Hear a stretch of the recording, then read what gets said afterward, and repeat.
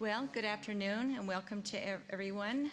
This is the City Council meeting of the City of Rancho Mirage, and it's the Library Board, Housing Authority Board, and the City Council representing the Redevelopment Successor Agency, and it is the regular meeting Thursday, July 17th at 1 p.m. First thing on our agenda is to do our flag salute, and I believe that Bruce Harry is going to be leading us.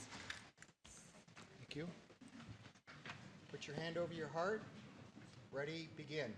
I pledge allegiance to the flag of the United States of America and to the republic for which it stands, one nation, under God, indivisible, with liberty and justice for all. Thank you so much, Bruce. And for all of you who did not notice, we now have our Rancho Mirage flag up here. And we're very proud of it, and it's a pleasure to look at it. And it's a welcome addition to our City Council. Okay. How about this? Better. Okay. All right. Next on the agenda is roll call, and Cindy, our city clerk, is going to be doing that. Mayor Pro Tem Hobart. Here. Councilmember Kite. Here. Councilmember Townsend. Here. Councilmember Weil. Here. And Mayor Smotrich. Here. Thank you, Cindy. Okay. Well, we're going to be having a couple presentations, I believe. One of them is to Lindy Bidgie, and I do not see her here yet, but if she happens to walk in the door, we'll kind of interrupt our proceedings and welcome her and award her at that time. The next presentation is the first quarter status report from BIRTEC regarding waste and recycling. Do we have someone here from BIRTEC? We do. Okay, this is Ken Stevens, and he is coming down to our podium. Welcome. Thank you. Appreciate it. This is our first quarterly report since the contract went into effect in March of this year. So what I'd like to do is just introduce myself, cover some of my current duties, and then go over a few of the accomplishments we've made since that went into effect. Again, my name's Ken Stevens. I've been with BIRTEC for 8 years and in the waste industry about 24 years.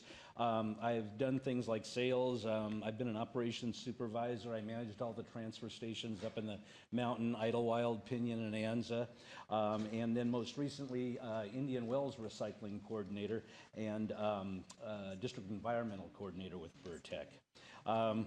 My duties include working with businesses, golf courses, country clubs, HOAs, and multifamily units on recycling. Part of what I do is I track the recyclable volumes from construction projects in order to promote the most diversion possible. I assist at special events such as the Craft Nabisco and any other events that should come up in the future. I offer recycling presentations to HOAs and similar organizations. I'm working with the Restaurant Food Waste Program and tracking those tonnages. I prepare monthly, quarterly, annual, semi-annual, and biennial reports for the city. And I perform regular waste characterizations and waste audits. Right now, I'm working with the city to improve the city-owned facility recycling. I'm just getting into that right now, and I'll be working on that a little heavier between now and the end of the year, and I'll get with Randy Vegas on that. Some of the other things I do, I troubleshoot customer issues through observations, investigations, and meetings to remedy the situation and straighten out any concerns they have. And then I tend to whatever questions the city personnel have concerning recycling or aspects of our contract. One of the other things we do too is that you know, should a container be blocked or something like that, or it may be contaminated, what we do is we address it with the customer right away in order to fix the problem so that the customer isn't left without service. Some of the accomplishments that we've had since March, I'll go over those now. AB 341 requires that commercial customers generating 4 cubic yards of trash or more either subscribe to a recycling service with us or implement some kind of internal recycling process. Just to give you an idea, prior to March 1st, The commercial sector was at 89% compliance with AB 341. Today, compliance is at 92%, so they're doing really well. In fact, when we looked at these numbers just prior to March 1st, I was surprised that they were as high as they were to begin with. They've been on the right track. Multifamily units include recycling, require recycling rather, for units that have 5 rental units or more. Compliance prior to March 1st was 85%, it's now at 87%. And the reason that isn't even higher is because a lot of the multi-family units are limited on space. They may only have space for 1 container. So we kind of work with those on a case-by-case basis, which we're doing. I assisted with the container placement and the hauling schedule for the Craft Nabisco. Assisted with the shred event and the e-waste event held back in March, as well as provided some equipment for the race to be ready. Back in May, we performed some waste characterizations on 20 Rancho Mirage routes. The audits are conducted twice a year, with the next audits coming up in November. The purpose of the audits is to understand contamination levels and find out where they're coming from. In other words, we'll take a recycling load and we'll take samples of it. And if we happen to find a particular load that's got an unusual amount of contamination, then we can find out which customers were on that route and go and work with them to clean up the containers. But that one's complete for now. Back in March, I began working with the engineering department at the Ritz-Carlton. We got food waste going, we got recycling going with them, and they also recycle baled cardboard. One of the things I was really surprised at was that during the first month, the food waste recycling was almost uncontaminated completely. It was very clean, and usually that's the toughest one to overcome with a new customer, so we were fortunate there. Back in the spring, I contacted 78 HOAs and property management companies offering recycling presentations to the residents. We've given one so far at the San Marino HOA. That was back in April and May. And then got another one scheduled for December. But what I found out is that I guess a lot of the homeowners associations suppress their meetings during the summertime, which we kind of figured between May and October. So we'll approach them again later in the year. Food waste. There's currently 34 restaurants and country clubs on our food waste program. Right now, 29 of those are active. The ones that aren't active have either closed it up for the summer because they're not operating at all in the summer, or they've gone, like in the case of a golf course, they've maybe gone down to just a snack bar or something. So those are on hold, but again, back in the fall, we'll get back with them. This week I started contacting all the golf courses for the overseeding season because, come September, October, and even into November, they'll start overseeding. We want to make sure we capture any of that green waste that's recyclable. So that's what we're doing now. In closing here, that's about all I had to cover. But I do want to thank Bruce Harry and Randy Villegas. They've been great to work with, and code compliance as well. They've been terrific in helping us support our efforts as we, comply with the contract. So that's about all I had. Any questions? Any questions from council or members on the dais? Okay. Thank you so much, Ken. Thank you very much. Okay.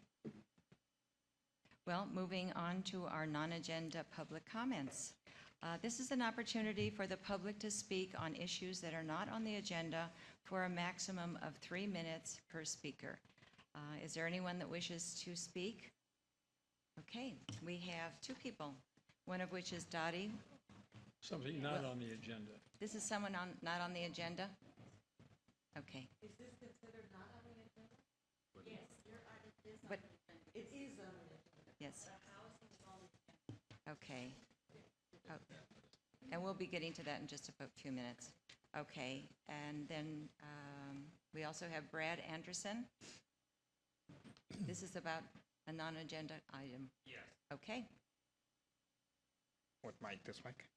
okay. Can you step a little closer? Okay. Okay, just introduce yourself and tell you your city. Yes, hi. My name's Brad Anderson. I live in the city of Rancho Mirage.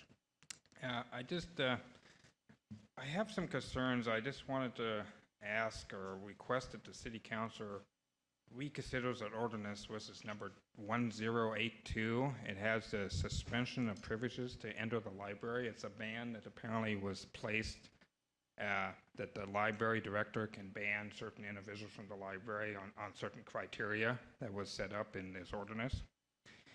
And I guess my main concern with the whole thing was that it kind of eliminates the due process of, if I don't know exactly what's going on at the library, but apparently something's going on and you have unruly people there. But it seems to me if that unruly, the police would be notified and then the courts could handle that matter. But I just felt that the city having an ordinance and giving the director, the library director, the authority to ban somebody, I know there's criteria to be met, but it just seems like the due process that's not there. It's just taken away, kind of like a king versus the democracy. Brad? Yes. Brad, what would you do if something occurred? What should a library do? Well, that's If sorry. something occurs that is miles away from being a crime, but it's a disturbance, it's an annoyance, it's something that shouldn't be allowed to fester, you can't call the police for everything, and it would be an extremely expensive way for anybody, the city or anyone else, to manage conduct in a library, which on its face should be able to manage itself and usually does. Most people that go to libraries are, Sure. are people that are intent on learning something and reading or whatever. Right. That's what this problem is for us. And it's just impractical to call in the police. First off, it would take them 30 minutes to get there. And but let's say they speeded it up and it was Right. 15 minutes. Right. It's still, that look you made on your face is perfect. Well, that's a long time. So Yeah. that's kind of what the logic behind it was. Okay, yeah, that's my concern is maybe it could be misused for, I know homeless people, or I know mentally impaired people use this library. And but if there's violence or harassment, I would think it'd be kind of clear cut. They probably would call the police in Right. that sort of circumstance. Right. And so I guess that's my main concern. I don't know what I would do. I don't know what minor irritant it would take place.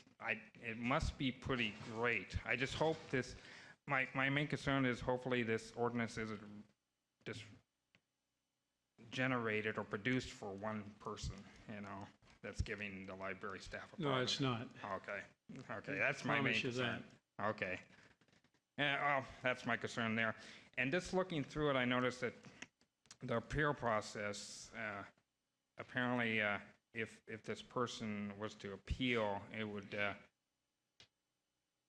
it could take up to 2 months to be heard, and that would be by the city manager. And that kind of caught me off guard. Apparently, you have a new ordinance, 1078, that Mr. Binder would be the administrative hearing officer, and you removed, I guess, the Desert Bar Association that you had there before. And I guess my concern there, not that I'm getting involved in everything, but I just thought it was odd that I don't know if Mr. Binder is attorney, but it seems like that type of incident would be better seen by an attorney or a judge or somebody that had experience with court cases or so forth. So I just felt that being a good city manager, I would think you'd have your hands in everything. Huh? The Desert Bar did not want to continue That's what I providing thought. I those thought there services. must be more information to this. Yeah. Oh, so there was no other alternative. We'll see how it works. If it doesn't work, hey, we can change it just like we did. All right, okay. You keep an eye on it for us. It's my new job, apparently. So, okay, that's my main concern. Thank you very much. Thank you. And thank you so much, Brad, for your comments. Okay. I see we have a card filled out by Robin Montgomery from Pegasus. Would you like to come down in front and speak to all of us?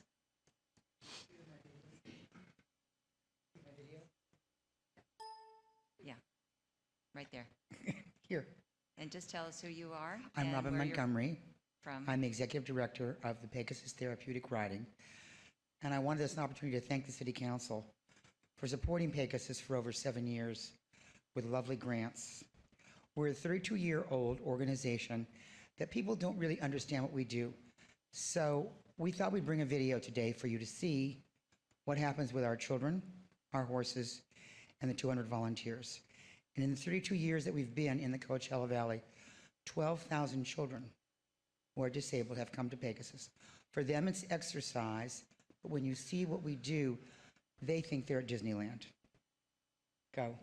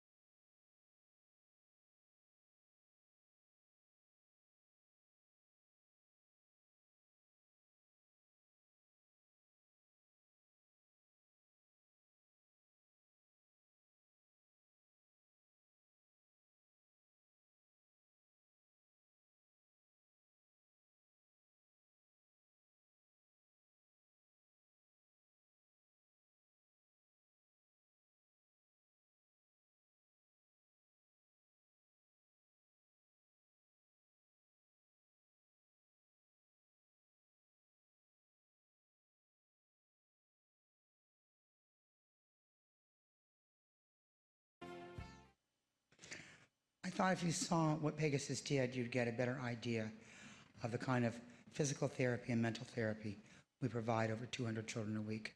Thank you again for supporting us. And thank you so much, Robin. Those pictures are worth millions of words, and we're so proud of all the people that make an effort to help out in so many people's lives. Thank you. Okay. Are there any other public comments? Okay. Then we will move on to City Council board member comments. Is there anyone that has a comment to make? Richard? Thank you, Madam Mayor. Good afternoon, everyone, and just wanted to bring you up to date on the most recent United Way campaign that was run here in the city. You know, for the last 5 years, the city of Rancho Mirage has been proud to have donated more funds to United Way than any other city in the valley. I'm pleased to announce that the city has just finished its 2014 campaign with great results. The campaign showed a significant increase in those contributing and an increase in the total contributions by about 40%. In addition to the staff contributions, the city will be contributing an additional $7,500 towards the 2014 campaign. I want to thank Letty and Kim and Robert for their support in making this year's campaign such a success. The funds will be used to support 24 programs throughout the valley, such as Shelter from the Storm, Find Food Bank, Desert Cancer Foundation, and many more. So thanks again to the great support of all our staff in making the 2014 another outstanding campaign. Thank you. Thank you, Richard. Dana, anything? No, thank you. Charlie? Thank you. Ted? Yes. Over the past year and a half, the city has received a number of inquiries regarding the billboards advertising a fashion mall that was to be developed on 111. And our normal answer to those inquiries was we had never received anything. The property now has been listed for sale by the owner, Saxony Real Estate. And so I just wanted to let you and those viewers know that that is no longer a probability. And so it is for sale. And again, those billboards will be coming down when the contract on them expires. So that's the status of that, should you or anyone else feel inclined to inquire about it. Thank you so much, Ted. Okay. Well, I do have a comment. Actually, I have a couple of comments. I want to thank everyone for their participation yesterday in our wonderful blood bank. It took place here right in the chambers, and we had a remarkable turnout of people. We don't have the exact numbers yet, but I know so many of the people giving blood were members of our staff. And I have to acknowledge one person in particular, Steve Buchanan, who, when I came in here, was just in a prone position, doing it again, and he has done it for 52 times. So he's given 52 pints of blood over the last many years, and we thank him, and it's always saving lives, and we appreciate anyone that can do it. So if you would think about it for next year, don't hesitate to stop by the city and make a donation. The second thing I wanted to mention, and I know it's a bit early to plan for Thanksgiving, but it will be here before we know it. And the Bob Hope USO Palm Springs Center is sponsoring a few good men and women this Thanksgiving. No one likes to eat their holiday meal in a dining facility, especially the brave men and women of our armed forces. So how can you help? Well, the Bob Hope USO is seeking sponsorship for up to 10 Marines per community in Rancho Mirage. That means homeowner associations in small neighborhoods. This can be an individual sponsorship or a group sponsorship. Transportation will be arranged by the Bob Hope USO Palm Springs Center. And if you cannot sponsor a few Marines, please consider giving to the Bob Hope USO Palm Springs Thanksgiving Meal Fund and help us to provide a full Thanksgiving dinner to some of our junior enlisted Marines and their families on board the 29 Palms Marine Corps. So for more information, please contact Teresa Cherry or Sherry Stradling at 760-866-1100. That is Teresa Cherry or Sherry Stradling at 760-866-1100. Or you can reach the Bob Hope USO Palm Springs office, and they're located at 210 North El Cielo Road in room 102. And what this is going to also consist of is if you want to have some of the Marines come to your home for Thanksgiving, they will be coming in full regalia. So if you want to impress your neighbors or your relatives or your children or grandchildren, this is really a great way to do it. Nobody can give a greater gift than to bring someone who is serving so greatly for our country into their homes and provide a good Thanksgiving meal. Thank you so much. So, moving on to the minutes. We'd like to have someone approve the minutes in a second. So moved. Second. Okay, please cast your vote. Abstain.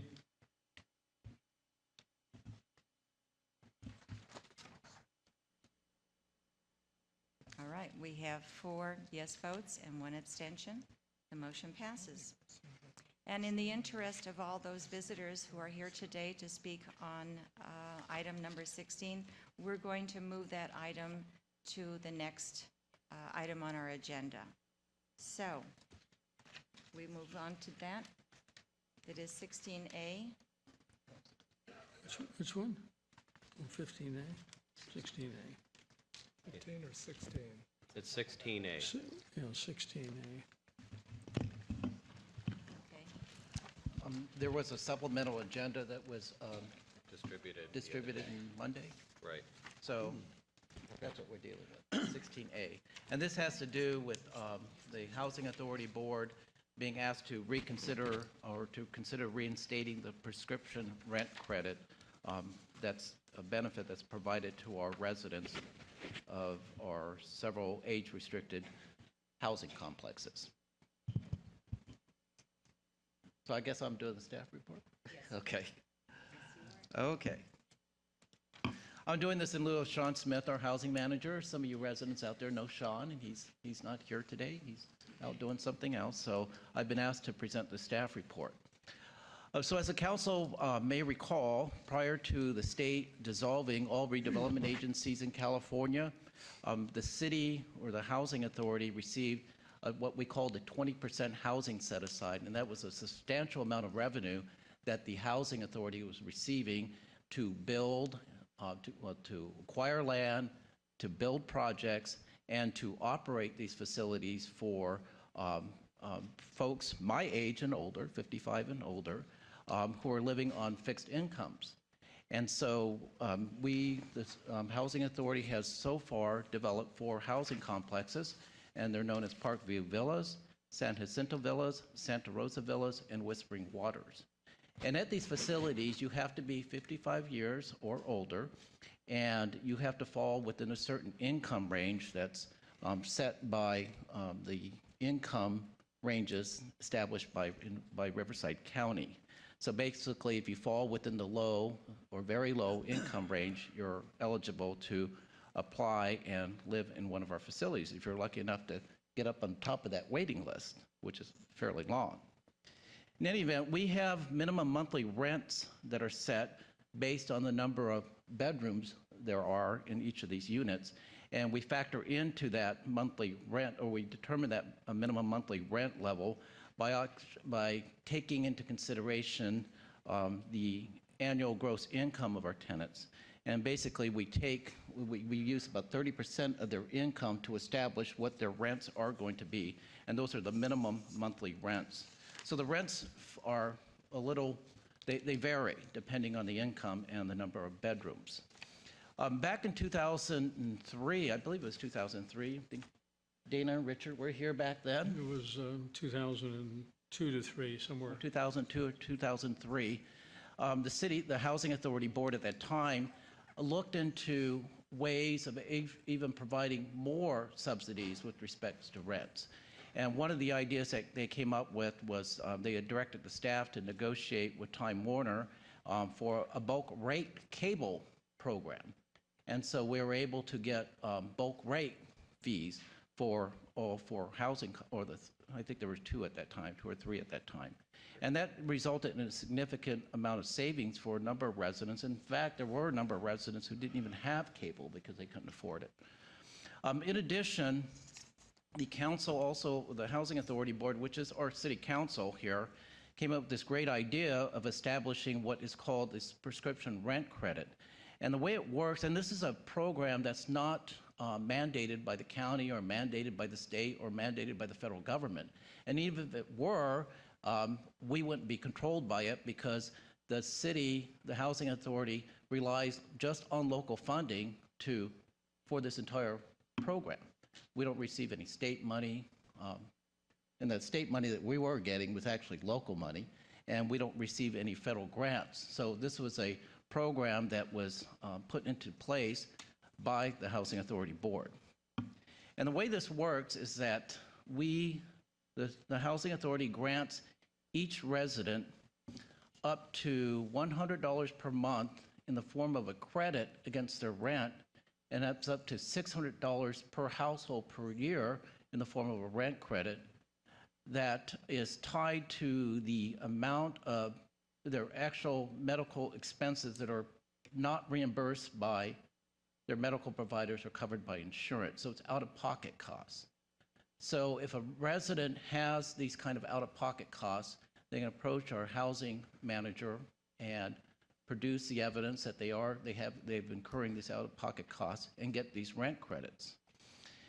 And so and these individual residents have to meet certain income qualifications, and those include if it's a one person, a very low income, they can't make more than $23,450, and it goes up to two persons in the low income category of $42,900. So if they meet that criteria, they're entitled to these rent credits. Well, what happened recently is that we had our state and our governor dissolve our redevelopment agencies, and that cut off all funding, local funding for our housing authority. But fortunately, the Housing Authority Board had the foresight many years ago to bond for that revenue that was coming in, and so they used that money, and we continue to use that money to not only we use that money to build some of the to build San Jacinto Villas, but we also use that money to kind of offset the cost of operating our facilities and to keep rents low. So that was very good for the Housing Authority Board to do back then. So essentially what happened is that the council or the Housing Authority Board about 2 years ago had directed staff to look into ways of making sure that we can keep our senior housing facilities operating without having to increase rents or without having to increase any other costs associated with renting our facilities. And one of the ideas that came up through staff and through the Housing Commission was this idea of to kind of slowly phase out the prescription rent credit program.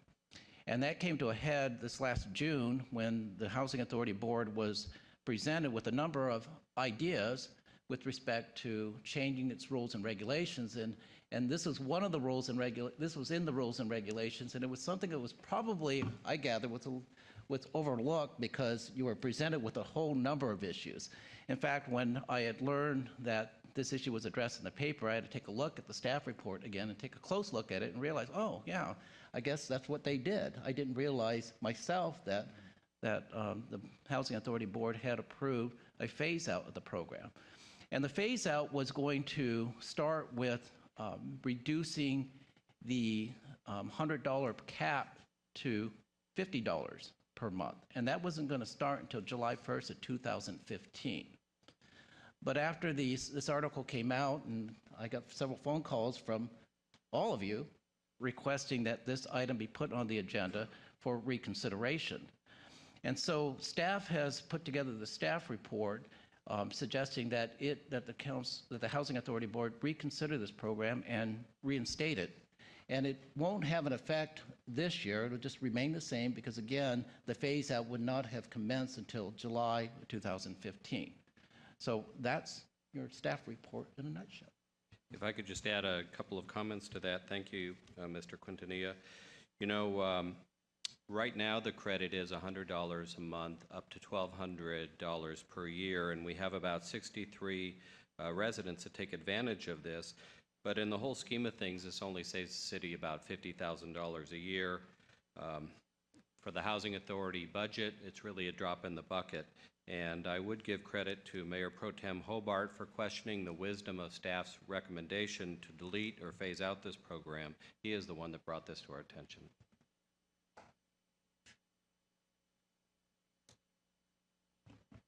Thank you so much, Randy. Are there any comments from council? Yes, I do. I have one. Are we the only city that has this in Coachella Valley of all the other cities? Could you speak up, Charlie? Nobody can hear you. Are we the only city that offers this in the Coachella Valley? I'd like to preface my response to with the fact that you're one of the only cities of this size in the state of California that has its own independent housing authority, which is a big deal for a city of this size. And yes, you're the only city in the Coachella Valley and perhaps all of Southern California, if not the state of California, that has a prescription rent program in place. So it's a very good benefit to those living here in having this given to them, I think. And I would move there just for that, if I could. Okay, thank you. All right. Ted, do you have any comments? Yeah, I'll comment that when we focused on this issue, I think that Rancho Mirage, as a city, takes pride in its benevolence. And when we looked at this issue and realized, frankly, the de minimis figure that we would save, we felt that there was justification to reverse a previous finding. And indeed, it was brought to our attention. Dana originally brought that, as Randy said, to the attention. The board looked at it and concurred with the findings. So we want to make certain that our seniors are well provided for. Thank you. Okay. I have a number of yellow cards here of people that might want to speak. If you still would care to, we're more than glad to welcome you up here. I have Patricia Finkel, if she wants to say something. Yes, if you'd like to come up and speak. Okay. Wait until you get to the microphone and kind of pull it towards you. Oh, I'm sorry. I would like to thank all of you, first of all, for allowing me to speak and for revisiting the issue. And I want to thank you a great deal. I mean, I literally put in much the stuff that Mr. Quintanilla had just expressed. And it's so nice that you are humane and understand the problems of limited income and end-of-life residences, because this is essentially what it is.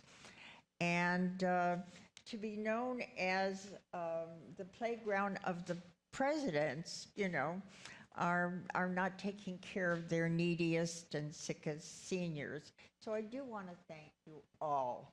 Thank you so much. I would give you all a big kiss, but it would be nice. Thank you again. And thank you so much, Patricia. Clarence Keatley.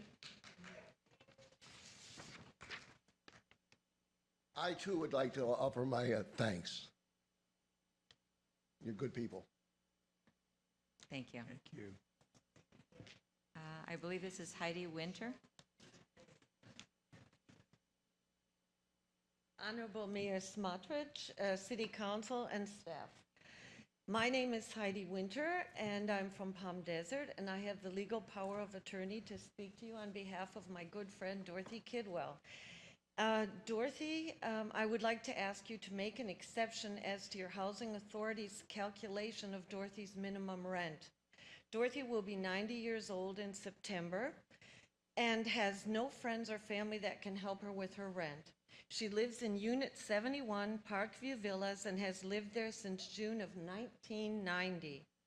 Dorothy's Social Security went up by $5.70 a month, while her rent has now gone up by $40 a month. This honorable council voted on a 1.1% increase in rent for seniors in Rancho Mirage. Dorothy's rent has, however, gone up by 10% since last month's council decision. I inquired on her behalf to find out why you are saying there's a 1.1% increase in rent and hers is 10%. I found out that the grandfather clause has been dropped for all seniors. I called the Housing Commission and spoke to Sean Smith on July 2nd. I asked him where and when the seniors had been notified, and he said that the rules and regulations stated it. I commented that I had read them, but nowhere could I find that. On the following Monday, July 7th, Susan from the Housing Authority called me. I told her that a lawyer friend and I had gone over the rules and regulations with a fine-tooth comb, and nowhere did we read anything about dropping such a clause. The very next day, a new revised division of the rules and regulations was passed out to seniors. This was July 8th. But these revisions were dated July 1st. Your publications are saying, on the one hand, One, we are making the base minimum calculations on 30% of one's total gross income, and the increases are, secondly, not more than 1.1%. Yet in Dorothy's case, the new base minimum is much more than 30% of her total income, and this means she is being asked to pay a 10% rent increase. We are at a loss as to when the council took action to eliminate the grandfather clause. I am asking on Dorothy's behalf that the base minimum rent remain as it has been by Parkview Villas for the past 24 years. A 10% jump in rent has no basis in past city council determinations as far as I can find, and it contradicts the two statements that you have approved. Base rent is to be calculated as 30% of the elderly person's gross income, and secondly, base rent is to be increased by no more than 1.1% in 1 year. Using those two measures, in Dorothy's case, her base minimum rent is $344 and not $370. Please reduce hers to $344. A suggestion has come about that we reduce the monthly minimum rent for all seniors by reducing the supplemental cable charge.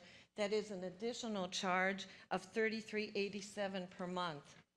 That could help, but still does not address the basic contradiction between policy statements, 30% and 1.1% made and approved by this council, and the painful reality that Dorothy cannot pay the $40 per month increase in rent. Thank you. Thank you And so I'll be much. available for questions if you have any. Madam Mayor, that item is not on the agenda. That's not the issue that is being discussed right now, but I would be happy to sit down with Sean Smith and the speaker and talk to you about this next week. Wonderful. Okay? Okay, thank you. Madam Mayor? Yes. Randy, in addition to Sean, maybe you'd like to involve the subcommittee on housing. That's Ted Weil and myself. And Very good. we'd be happy to sit down and look at the situation. There may be more individuals out there that fall into this situation than Dorothy. So I think it's important that we look at all the opportunities out there. Certainly. Thank you. Okay. Thank you so much. We have one more speaker, Leslie Miller. Hello. Hello, welcome. People. I'm speaking also on behalf of Dorothy. Can you speak a little bit more into the microphone and state I'm your- also speaking on pro bono basis on behalf of Dorothy. It's been brought to my attention that her rent was increased by $40 in 1 year, and that's important. I think we can all agree, Mr. Quintanilla in particular, that we all agree on the policy statements that I've read many times on your very generous policies towards the elderly and the housing. We can all agree on the 30% calculation of the income. We can all agree on the 1.1% annual increase. The problem in Dorothy's case is that, as prior speaker spoke, it's not 1.1, it's closer to 10. It's 9 point something that rounds out to 10. And this sounds very small, I'm sure, to people like you, but it's not very small to somebody like Dorothy. It's a $40, which really clips into her food, clips into basic living, and I have her budget. I think that also there has been an explanation as to why this has occurred, and we hear repeatedly in the literature and by you, there's the drying up of the redevelopment monies, but I see also that there's a new redevelopment agency. And I know I'm a resident of Palm Desert, not Rancho, but I know we worked out something in that city on the new redevelopment agency finding room in the budget for items that were somehow overlooked or redistributed. In this particular case, we don't have the old budget, we don't have the new budget, we don't know where this gap fell. You're just saying there's no redevelopment agency. In your very agenda, I come in today and I see the redevelopment successor agency. Well, it's a little difficult for a member of the public to see that you have an old redevelopment, a new redevelopment, and no budgets. So we can't even figure out how the calculation was made. Heidi Winter addressed the rationale that had been given to her, which was the grandfathering provision. Again, we couldn't find it at all. I'm left with perhaps there was no grandfathering. I just know I have looked at Dorothy's rents over since 1990, and it was raised by approximately 1.1%, just what you know, what you've said. But why all of a sudden, this jump? There just doesn't seem to be a rationale that I can find anywhere. And this is not one of those situations where we open the floodgates and then you're besieged with a zillion complaints and $40 per person and all of that. As far as we can discover, and no formal discovery has been conducted, but as far as we can discover, maybe there are 9 people in this situation, and probably they don't date back to 1990 like Dorothy's does. And so we ask for an exception on this, perhaps being taken from the new redevelopment monies. As far as I can see, even if you had 9, 10, 11 people, which looks like the maximum, at $40 a month, even that, it would be a budget item of less than $50,000. And it does seem to me that it's a shame to go against your own policy, a shame, if not more, to go against your own policy statements. Policy statements being, again, favoring elderly housing, favoring, or policy statement on the 30% and policy statement on the 1.1%. Okay, last but not least, and I say this to your city attorney, my thought is there's an equitable estoppel argument because of the prior history and because of the absence of the due process provisions to open up disclosure of budgets and the redevelopment funding. We have no way of knowing these specifics. Again, it's a $40 per month issue. Thank you so And much. Dorothy is almost 90 years old, so how long can that go on? Thank you very much. Madam Mayor, as I mentioned, the Housing Subcommittee and I will meet with Sean Smith, and we invite the two of you and Mrs. Kidwell if you'd like, and I would imagine we can get this resolved. Thank you all so much. Are there any more comments regarding this item? No, we'll get to you in just a moment. Thank you. I will now close the public comments as long as on this item. Yes, on this particular item. And any other comments from City Council? Good. Okay, is there anyone you'd like to make a I would motion? simply share the statements that have been made. On reflection, clearly, the last time in June when we looked at this issue, the primary thought was the loss of the RDA funds, et cetera. But given any reflection at all, we could see, and I think we do see, that it was a mistake not to broaden our perspective concerning the need of a good number of people, that this was an important issue too. And so with that, it gives me great pleasure to move that the Housing Committee fully reinstate the previously reduced prescription rent credit. Second the motion. All right, we have a motion and a second. Please cast your vote.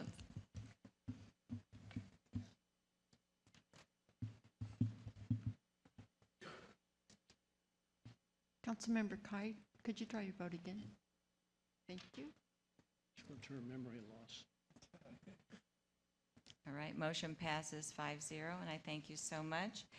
And before we move on, because we do have somebody that we need to have come forward on a different item that was overlooked the last time, I just wanted to make one comment because we are elected to serve our community.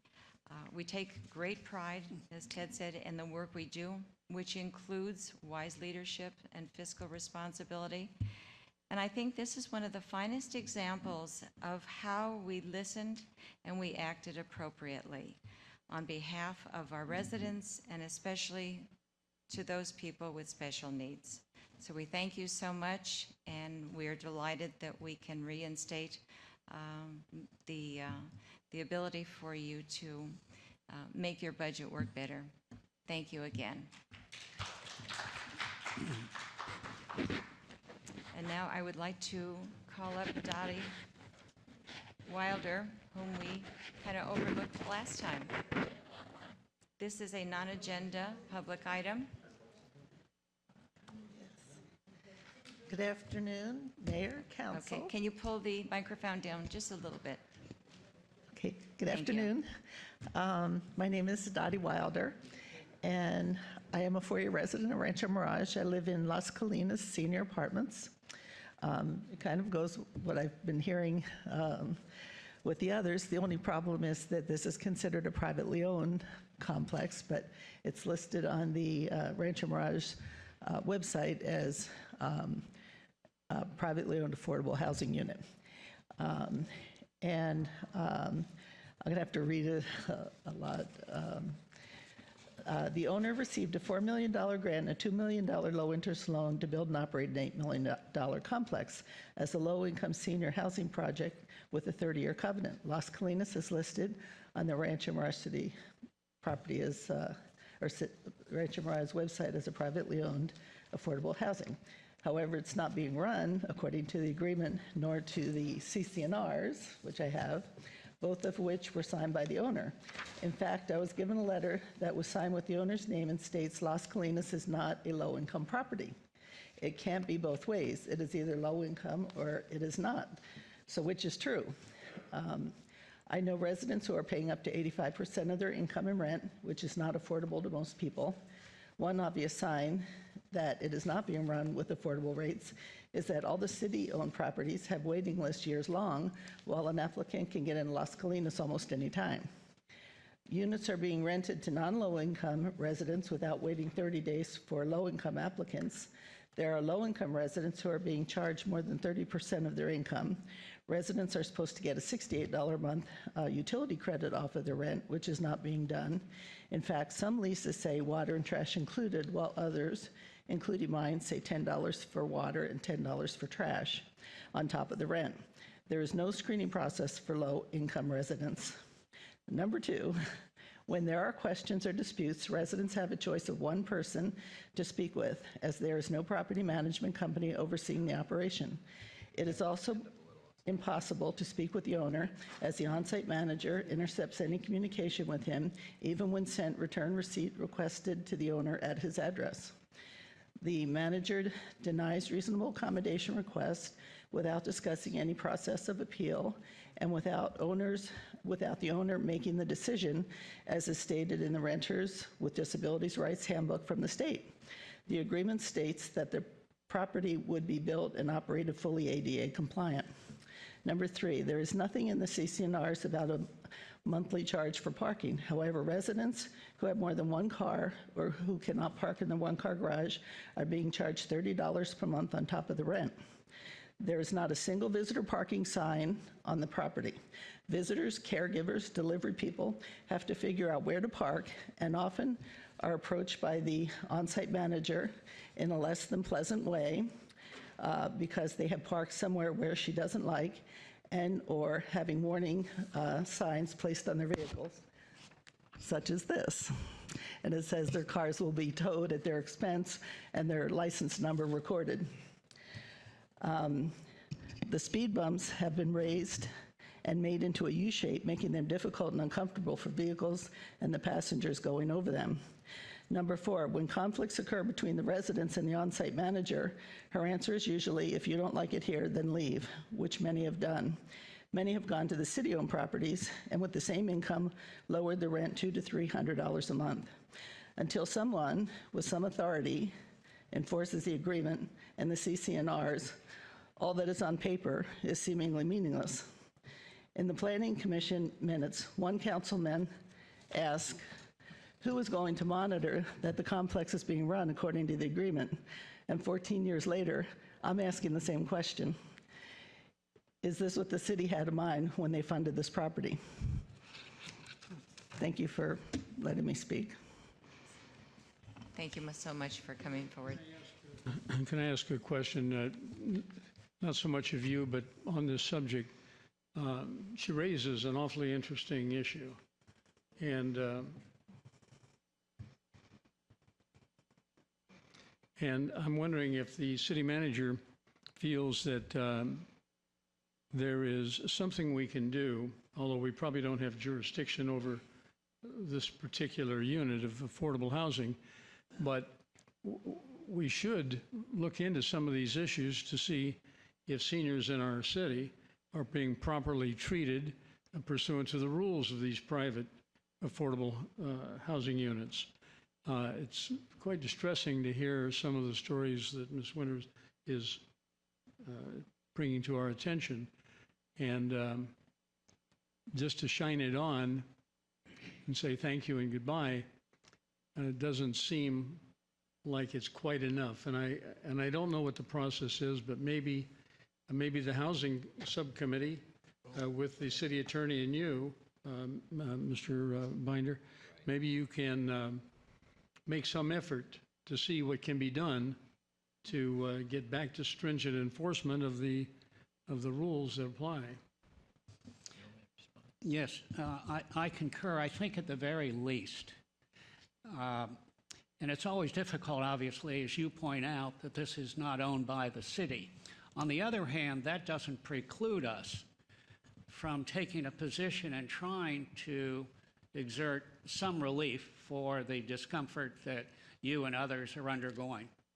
So I would hope that the Housing Subcommittee, consisting of Councilman Kite and myself, would have the opportunity to meet with the owner of that particular project and see if we couldn't come to some compromise of some kind, at least try to legislate it on your behalf.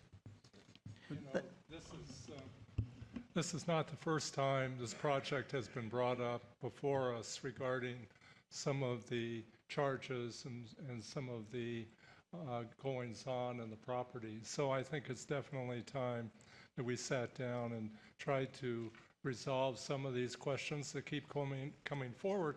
And as Dana said, obviously we're dealing with a different issue since we don't own the property, but it would seem that we do have some, we owe the residents some bit of supervision, or at least looking into some of these items before more and more people move out and are impacted, such as yourself. And I realize the city doesn't own it, but they did give the owner quite a bit of money to build it. I'm sure not just to start his own business, but to build it for a purpose. That's usually the process.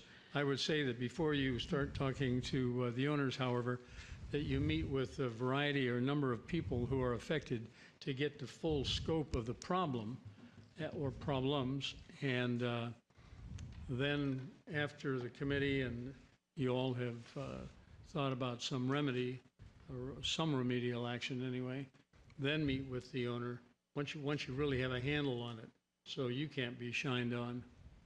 Thank you. I appreciate it very much. There's a lot of problems there.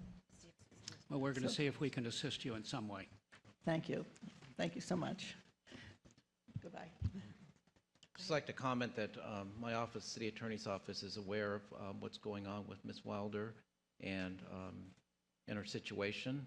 And she is correct. The Housing Authority did provide some financial assistance to the developers of Los Colinas. And along with that financial assistance came an obligation that there be affordability covenants recorded against the property, which they have been. And those are the regulations that control the amount of rents that can be charged. Ms. Wilder had a hearing before the Fair Housing Council, which is a nonprofit organization that investigates and conducts hearings regarding landlord-tenant disputes involving affordable housing. And we've stayed in contact with them as well, and we are just awaiting their decision. And if their decision indicates to us that her rents have been, that her rent was unfairly charged to her in violation of the affordability covenants, we will come back to the Housing Authority Board and request direction on how to pursue them, because these affordability covenants and the owner participation agreement that the owner entered into with the Housing Authority Board is a contractual agreement that they had to abide by. We are also planning on, after we receive the results from her hearing, we'll make a determination as to when and how we should go about collecting rent information to assure that all the tenants are paying the rents, just the maximum rents that can be charged. But we've been working with Sean Smith, our housing manager, on this issue and been monitoring it since it first started.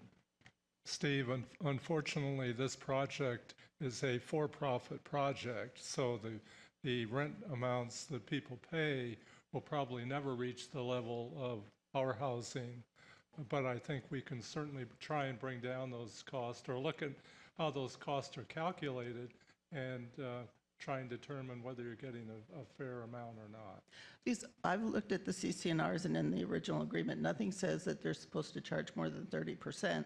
I can't find anywhere that there was a change in that where it says, because most of the answers I've been given by the city personnel and by anybody involved with it, they say, well, it's privately owned, they can do what they want. But there's nothing saying because it's privately owned, it can be 40%, it can be, whatever. The only figures I see are 30%, just like the city-owned properties. So. Yeah, and the Fair Housing Council has that information, Right. So I'm confident that they'll most likely reach the same result that we're likely to reach. Yes, I haven't had it here. I went to the Fair Housing, and 5 other people have also gone and filled out complaints. There are more, but they're afraid because they're afraid that they're going to get a harder time if they do step up. So there's a lot of problems. Are you trying to move to another unit at this point? Well, like I said, she tells you if you don't like it, leave, and so because I had a dispute with her, she actually gave me notice to leave. So I'm leaving by the 31st, and I've been trying to get into a unit in one of the city-owned ones. I've been on the list for 4 years, but they tell me there's no opening. Steve, what's the requirement for notice?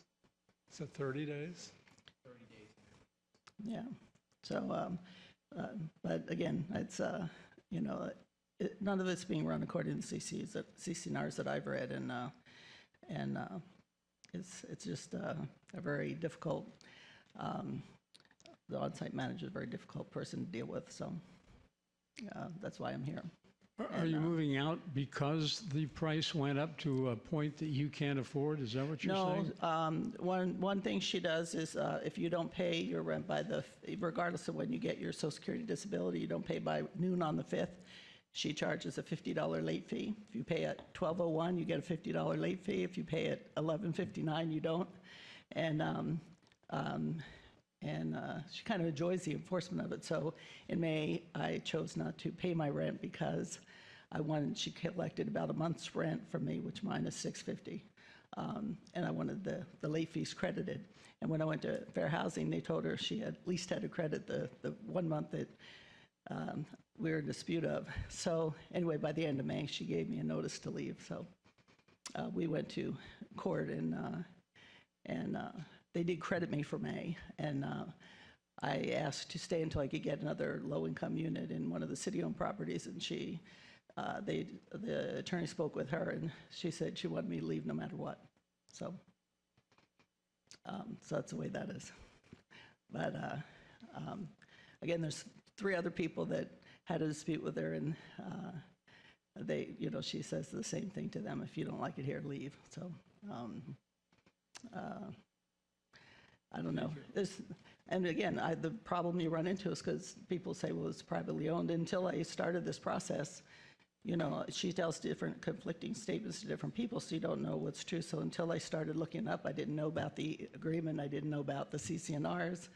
And it's taken me 5 months of work. It's been like a full-time job trying to figure out what really is, how this complex is supposed to run. And so I'm doing this as much for the people left there, because I hear so many complaints that I don't think it's right. And like I said, I know one person who's paying 85% of her income, so she has $150 to live on. Thank you very much. Thank you so much, Ms. Weiler, and we're sorry you're going through this, and we applaud you for all your efforts. Thank you. Okay. No other comments from the audience? All right, well, now we are going to close public comments and move on to the consent item. Our consent calendar will be told to us by Randy Binder. So maybe you could explain some of the items on this? Thank you, Madam Mayor, members of the City Council. First item on your consent calendar is to waive the reading of the ordinances that are introduced or adopted pursuant to today's consent calendar. Item number 2 on consent is approval of Community Facility District Annexation number 162. This is Sienna Vista Estates, a project located on the southeast corner of Landy Lane and Victory Drive. This annexation area is 5 acres. It would add 9 single-family lots with an annual CFD revenue of $3,540. Item number 3 is approval of final map for 36530, which is the same map as the previous item. The tentative tract map was approved by the City Council on June 20th, 2013. 9 residential lots ranging in size from 16,500 to 16,700 square feet each, including lettered lots, common areas, private streets, all to be taken care of by the Future Homeowners Association. As conditioned by the council, the project has enhanced project amenities in the retention basin, including walkways, shade trees, and a bench. The pad heights range as approved 0.4 feet to 0.7 feet above the pads further to the east. Because of drainage considerations, the city engineer is recommending that they be raised to 0.6 to 1 foot above those existing homes.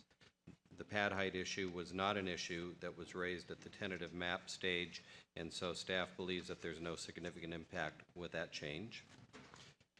Item number 4 in your consent calendar is a staff recommendation to reject all bids for the construction of the bike path improvements proposed from Mike Wilson Park to Country Club Drive, and direct staff to rebid the project. There was only one bid that came in, and it was well over the city engineer's estimate for the project. The bid came in at $187,000, and the budget or the engineer's estimate was $110,000. So we request that you reject all these bids and direct staff to make some changes to the project scope and rebid it. Item number 5 on your consent calendar. Randy? Yes? Could you pull number 5, please? Okay, we'll pull number 5.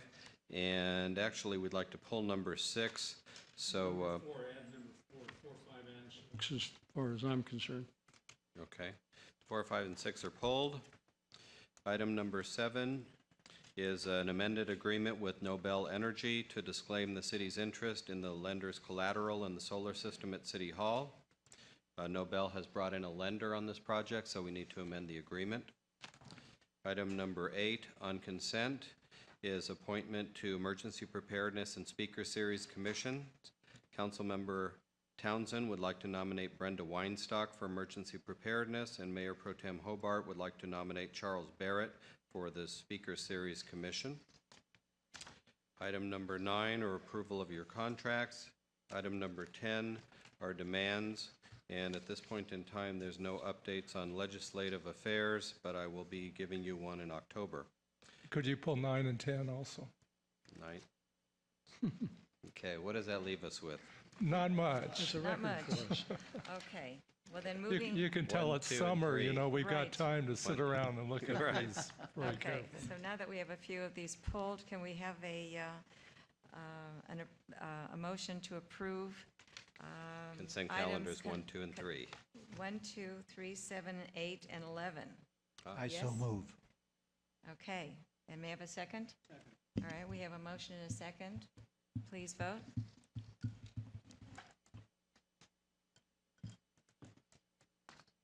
Okay, motion passes 5-0. All right, going back to item number 4. So, this is something that will be presented by Bill Enos, our city engineer. And this is regarding rejecting all bids for construction of bike path improvements from Michael S. Wolfson Park to Country Club Drive, and its city project CP 13-291. Welcome, Bill. Thank you, Madam Mayor, members of the council. This project, as you mentioned, is to rehabilitate the bike path that extends from the park down to Country Club. At this time, the bike path, portions of it are in very bad shape, broken up after years in service. It certainly doesn't get any heavy traffic, but it's just over time the asphalt degrades. So the proposal was, the scope of work was to actually pulverize portions of the bike path in place and then pave over top of it. The portions that are in good shape, we were just going to put a thin overlay over top of it. So in essence, after the end of the project's constructed, we would have a brand new bike path extending that whole. It's in excess of a mile. I'm guessing it's 6,000 to 7,000 feet because it's on a diagonal path. And so that was the project. We went out to bid. We had a fairly short bid period. We contacted several bidders in the informal bid process and also posted on our website. Unfortunately, we had several people who were indicated interest in bidding. When the bids came in, we only had one bid, and it was much higher than the estimate. So exploring why that happened, I actually walked the site with the lone bidder and talked about why his bid was so high, higher than I anticipated, and what were some cost-saving methods. Because the site is fairly narrow, there were access limitations. There's actually a split rail fence that goes between the equestrian path and the bike path. It's about 2,000 linear feet or so. And he'd anticipate taking that and putting it back. And so he said we could save $25,000 right off the top if we didn't put that back. And so we're exploring some cost-saving measures, also some access issues where we make it easier for the contractor to build. Plus, we hope that the competition forces the price down. So that's the intent, is to, when you only get one price, you don't know if you're getting a fair price or not. So our recommendation is to reject that loan bid and to make some slight modifications and go out to bid again. Thank you, Bill. Any questions from council? Yes, Bill. Can you give us an oral picture? I don't suppose you have anything there that we can put an actual diagram up and show where this path is? I apologize, I don't have it. No apology necessary. From an oral picture, though, we're starting at Wolfson Park. Yes. And we go to Country Club. At the very back of Wolfson Park, along the wash. It goes out right along the top of the channel on it would be the easterly side. It goes along the very top of the channel. It goes straight for a distance of, I'm going to guess, 2,000 feet or so, along the back of Morningside. And then at one point it crosses, it goes down the side of the channel, across the bottom, back up on the other side, and goes along the back of the extension of Peterson Road. Right. And it goes along the channel again, heads back toward El Veneto, and then comes out between El Veneto and the Trojan Properties property where Rick Johnson proposed that project. Okay. It comes out. When you say that we're going to repave it, much of that's not paved at all. Much of it's hard packed dirt, isn't it? No, it is paved the entire length at this time. The whole way? Yes, it is. Mm-hmm. Is this the route that the CV Link is going to be following, or some part of it? Is this, I should say, is this one of the routes that the CV Link is considering to follow when it gets to this area? Because I know it's coming down here somewhere. Yes, it is. And I'm wondering if maybe we shouldn't be spending money to repave until we find out what their final decision is going to be, because if we repave and they go over it, they're going to repave it over to meet their specifications, and we will have just wasted a lot of money. Yeah, this is one of the routes that the CV Link is looking at. My understanding, though, is they're just now getting into the environmental. There is federal money involved, so the CV Link project could be several years out before it gets built. Well, even assuming that, and I do, because I am familiar with how far behind they are and how much time it'll take them, in rough terms anyway. But the path isn't uninhabitable or unwalkable now. I mean, everybody I know walks their dogs down through there and goes up on the other side and walks on. They stop by the doctor's house and feed the goats and go past the park and all of that. And I don't see an urgency for this project at all, and particularly with the CV Link looming in the background. And I'm wondering if you see an urgency that I'm not aware of, in which case I would temper my perspective, I suspect. The only urgency is that it is one of the listed projects on our ROPS schedule, and so that kind of forces us to go ahead with the project. Say that again. I didn't hear you. You speak up a little bit. It's on it is a listed project on our list of successor agency projects, and for that reason, we're moving ahead with those projects. That was the only urgency. It is usable as it sits today. There are some areas that could use some repair, but if the council desires, we could certainly repair those areas and leave it in place. But again, the money's there. It's a listed project on our successor agency. Yeah, but the successor agency, if we suggested a delay, I can't believe, because of the CV Link, which is probably something they haven't considered, I have no doubt that they would say, sure, why spend the money until we know we have to or should. Are these ROPS funds going to expire at any particular time? In other words, are we going to lose them if we don't use those funds by a certain date? Yeah, so the funds that are left over are from tax-exempt bond issuances. So the IRS has a limit on the amount of time for you to spend these bond proceeds. So that's what the urgency is with designating projects to spend this money on. In this case, I can tell you our list of projects right now, the cost exceeds the amount of available bond proceeds. So, we could remove this project and still have other projects to use the bond proceeds on. And if it's only designation of the project as compared to getting it underway, it gives us another area of latitude. It just seems like we really ought to have a deeper understanding of the need and how it might be impacted subsequently by the CV Link. So can the money be shifted to another project? I think he's suggesting it can. Yes. It would make sense. Good. And even if it couldn't, I mean, you don't spend governmental money just because you can. You spend it, at least we should be in that habit, and we are. You should spend it because of a need that it's going to solve. Yeah, there's more projects than there is money, so if we take it off the list, another project will have available funding. Yeah, let me just add, Mayor Pro Tem, like Bill said, there are some areas of the path that are bad, that do need to be repaired. They're almost getting to the part where they're falling apart, and that's along that east side. If we were to go just do some maintenance on that, would we be able to use some of these proceeds for the maintenance? Okay, so we could scale the project way down to just do repairs versus a full-scale rebuilding of Well, why don't we take a look at that as a separate issue and determine if we're in agreement on the need, even for that amount of repair, and deal with it accordingly. But so we can walk it in the morning? You ready? Sure, I'll walk it with you this afternoon if you want to. Okay. So basically, what we're saying is we will reject the bid, but we won't rebid it.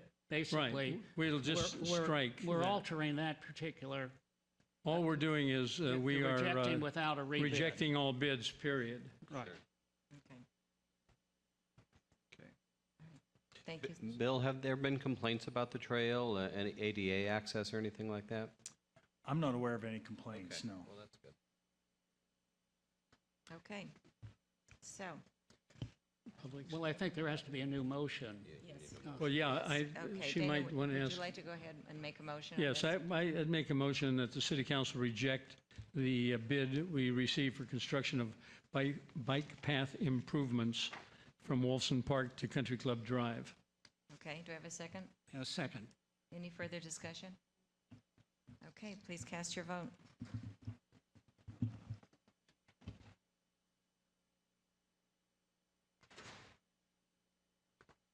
Okay, motion passes 5-0. All right, moving on to item number 5.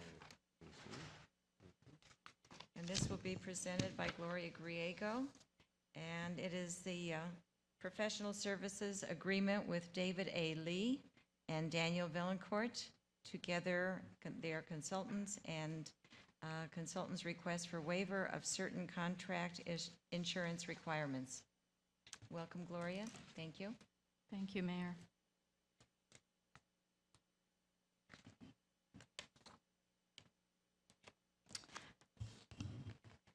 David Lee and Daniel Vaillancourt are requesting a waiver of certain insurance requirements. The consultants are individuals that perform photography, blogging, and ghostwriting services for the city's website.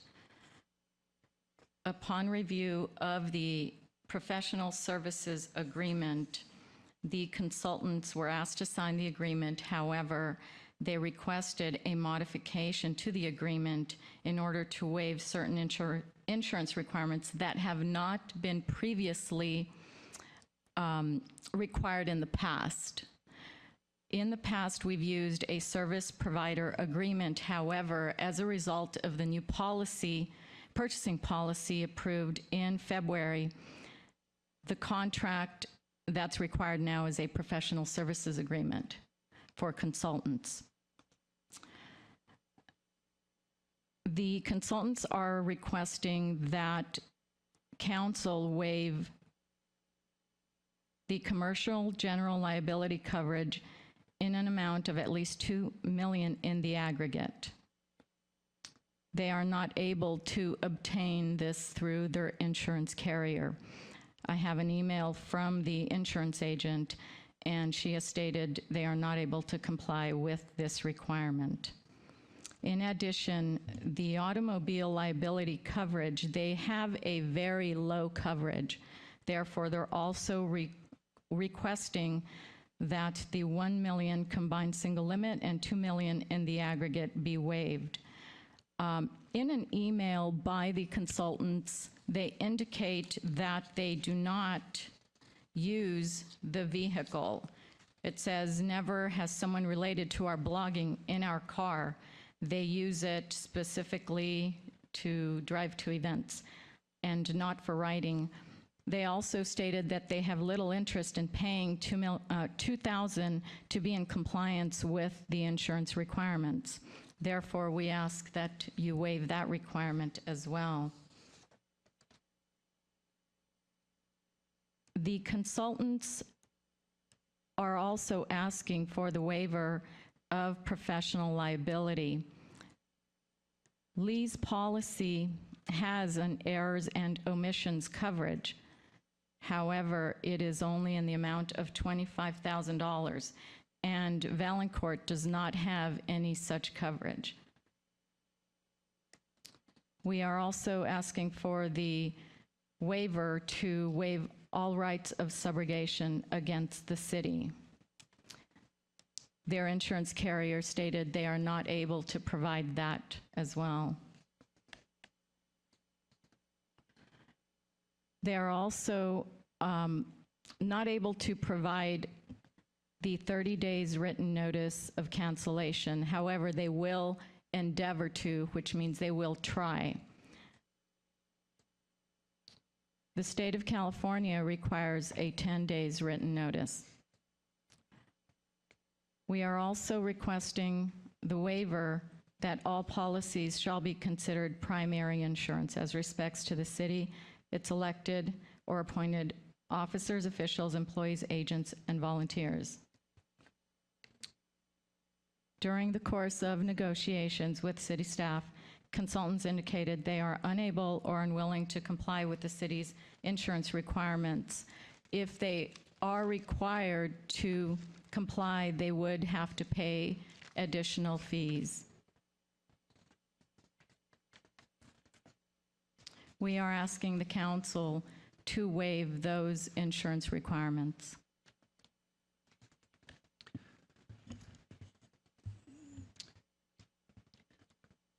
Gloria, are you saying the staff is recommending to accept waivers on all of those? The consultants and staff is requesting that these requirements be waived. Yeah, this is the third year. I think we've used them. Is that right, Robert? We've used them 2 years already in the past with the same kind of an agreement. I have a question. Are there any other independent contractors that the city uses where we have waived this insurance requirement?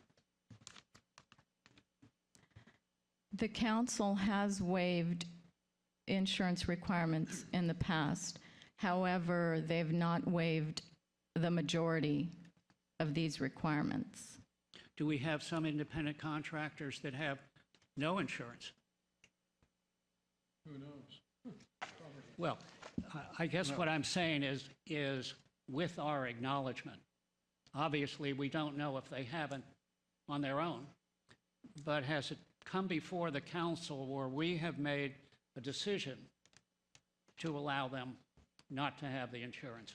I don't know. I think one of the questions that Steve should be answering for us is, are they independent contractors? If they are independent contractors, then there are certain things that we don't have to be insured for because they have to, and we are not vicariously liable for whatever those mistakes are.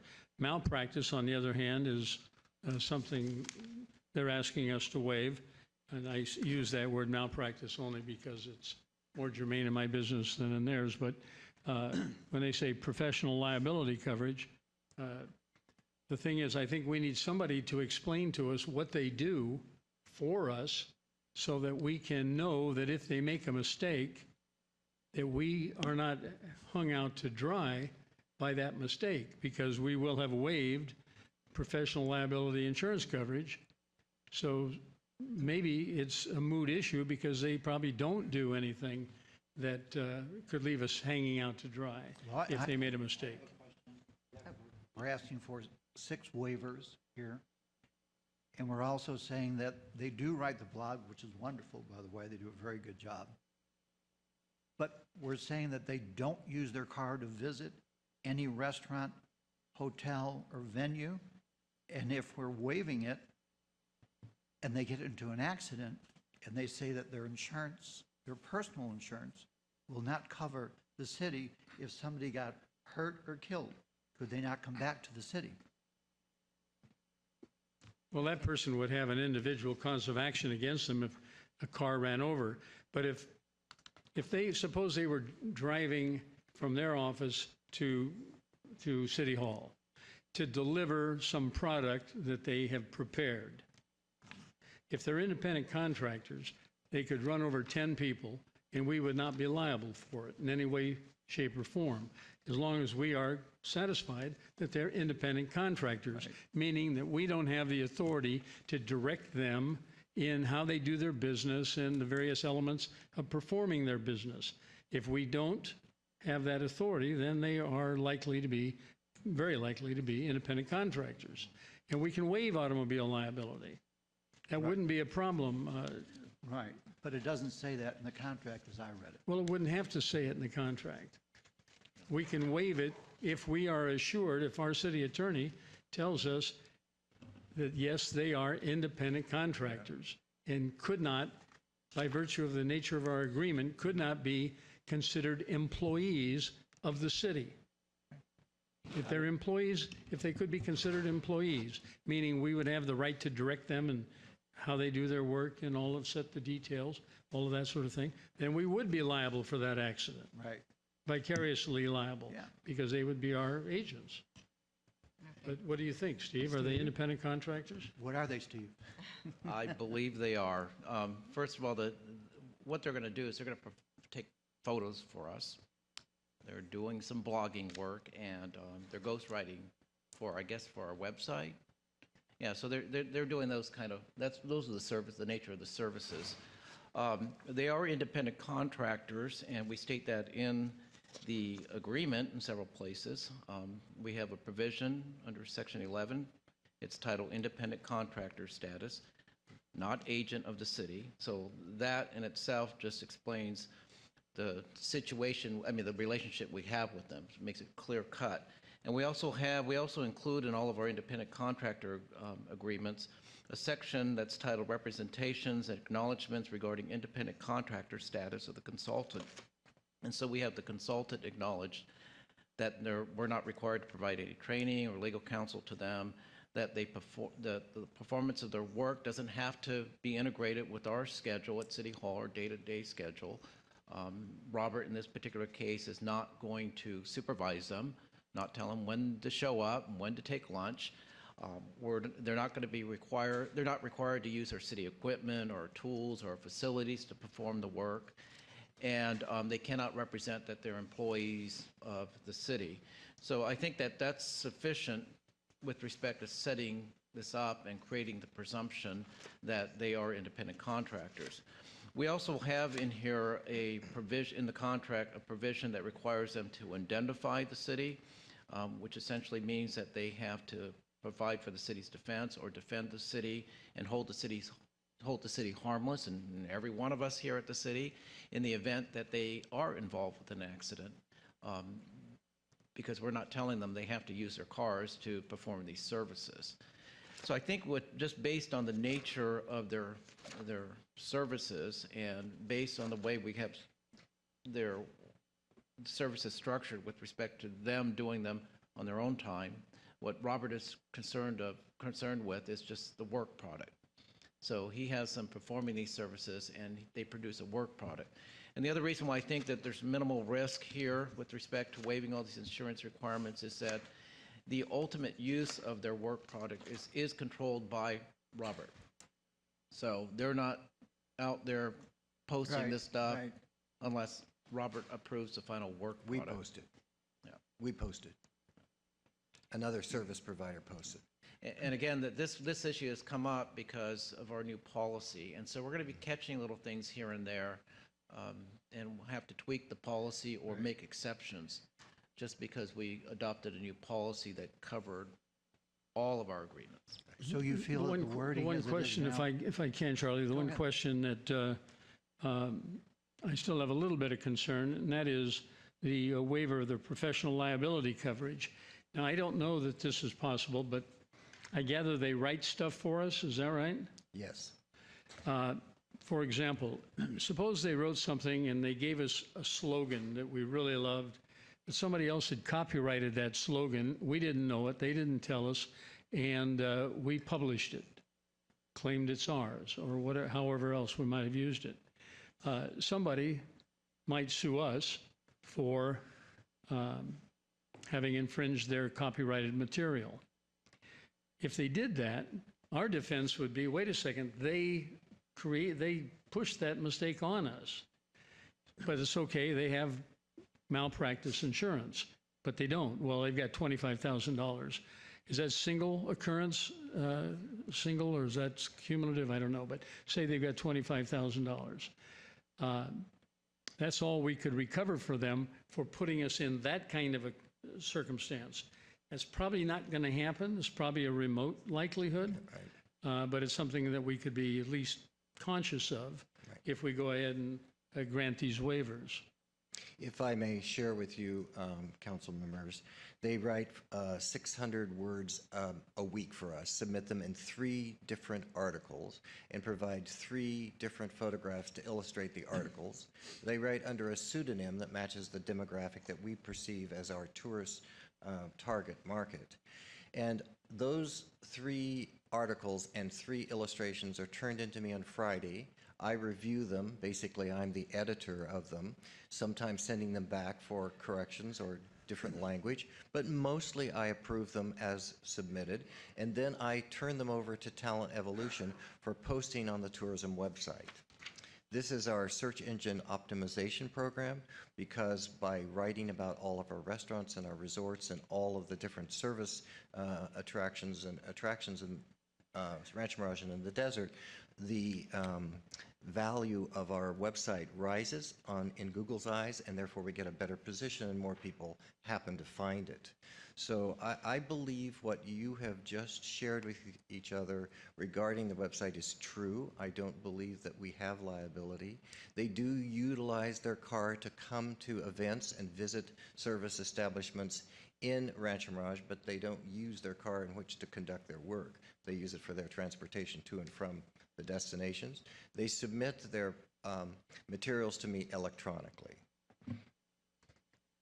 Robert, and their cost is $32,760 a year? Their cost is 10 cents a word, $600 a week, plus $30 for 3 pictures a week, so $630 a week times 52. And what do they produce? How many articles? 3 articles a week times 52 weeks. Of 600 words or more or less? 10 cents a word, 600 words, you know, it balances. Some of them are 200 words, some are 180, but about 600 words a week plus $30 a week for their 3 photographs. Robert, I have a question. Is there other bids that are put out for this contract for doing that blog, or are they the only ones? In this instance, it's a sole source because they have created these personas and write with these personas, so there's sort of an art craft side to it that's distinctly different than just hiring a writer. They've also worked very, very closely with Talent Evolution and myself to figure out how to maximize their writing in order to draw the greatest number of attention to it in the web world. So in other words, the 3 rule doesn't apply here? Is that what you're telling me? We did not utilize it. We asked the city manager for sole source. Thank you. The classification of independent contractor is a very, very fine line. Dana, I know you've had experience in this, as I have. And in the event, obviously, of a lawsuit, the city gets named. I personally, on this issue, I've got to rely upon counsel that you feel comfortable that the identification of an independent contractor is indeed the case. Otherwise, I struggle with it because I know in an independent contractor lawsuit, it is a very, very fine line. Don't worry, I have malpractice insurance. I hope you don't need it. Well, that's good. Well, that covers us. That's not an idle statement. So, Yeah, Steve, we're and good, right?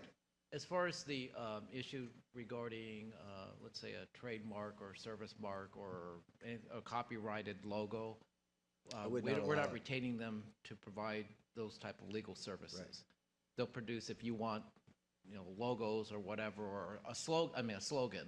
And the slogan would go to you, and then he would come to me, and we would check to see if it was registered as or trademarked or copyrighted. Yeah. In addition, whomever they write about, I share the article with that company on Friday afternoon and get oftentimes a remark back about how much they like it and appreciate it. And because of the voice, the tone of the voice, it's not a very businesslike writing. It's very much a social type of writing, encouraging people to go to this restaurant or to meet the person at the front desk at a hotel. There's, I would say, very little chance to reference a logo, a slogan, and if there is an appearance of that kind of thing in their writing, I remove it. In fact, our training and working together over the years has gotten them so they're very aware of these issues. Let me ask you one thing that they're saying here is that if we do not waive this, am I being strong in saying they won't sign? I think it would be difficult for these 2 service providers to address the $2,000 of additional charges. They write for Palm Springs Life magazine as stringers. Mm-hmm. They write the introductions for most of our galas here in the desert for the personalities of the MCs, and that's their source of income. They are self-employed writers, which is as close to being a self-employed artist, I suppose, as you can get. It's a challenging life, and the $2,000 is significant to them. So if we say no, they say no. I think that's likely. I think it'd be difficult. I think we'd have to find another way. Is there another way of writing a contract that you would think would help here? Anybody? Gloria could address that. Gloria? You could actually negotiate that cost into the contract, the $2,000, so that they would be able to provide what's required of the contract. Okay, so we've answered, I think, all the questions in regard to trademarking, which I appreciate your mentioning, Steve, that whatever concerns we might have are going to be taken care of by either Robert or the company, or if there are any questions that, certainly Steve Q is always on hand to answer whatever questions that might be. Madam Mayor, coming I'll up make a for us. motion based upon the wonderful malpractice insurance of our council, that the City Council approve consultant's request for waiver of certain contract insurance requirements. I Okay. second that. Okay, we have a motion and a second. Everyone, please vote.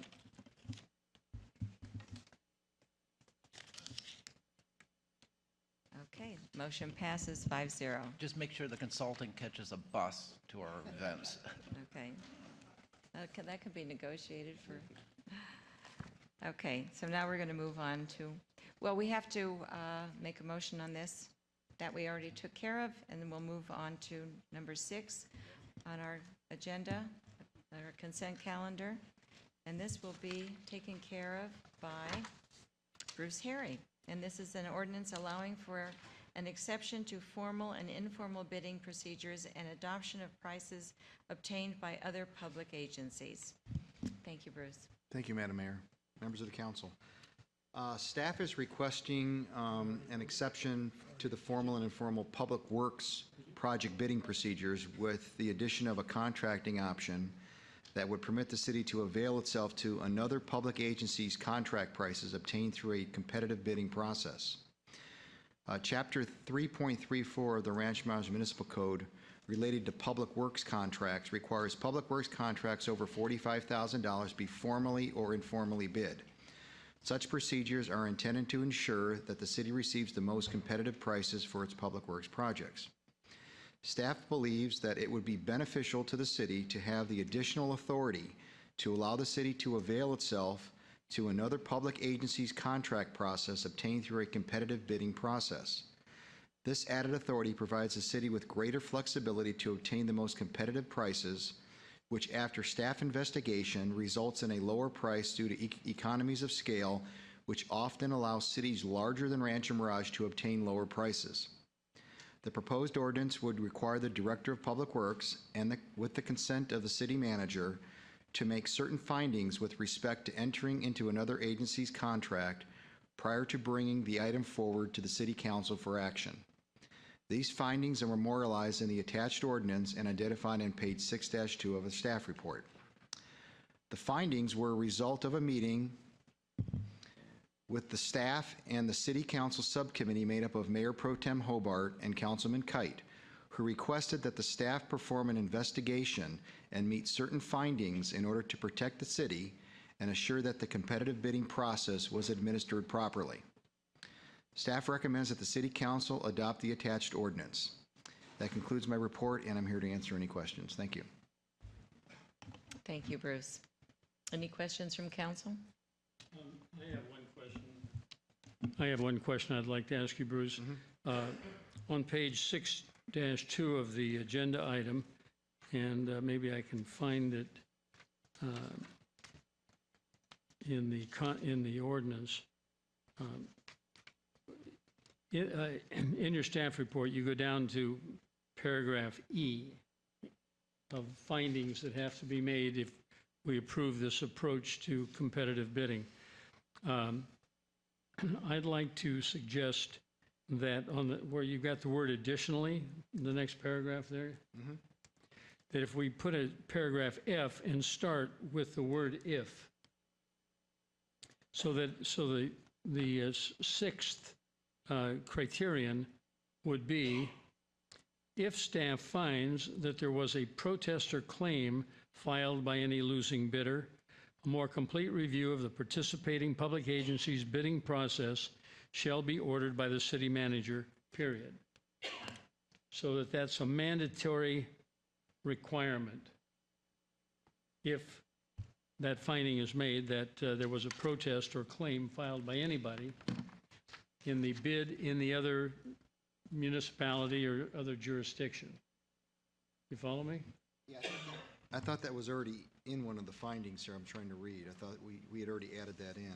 Well, if you did, I didn't notice it. It wasn't included in the outline of the criteria here.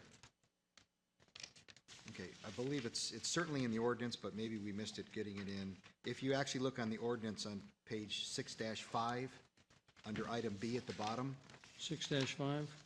item B at the bottom, it says, if staff finds that there was a protest or claim filed by any losing bidder, a more complete review of the participating public agency's bid process shall be ordered by the city manager. Okay, great.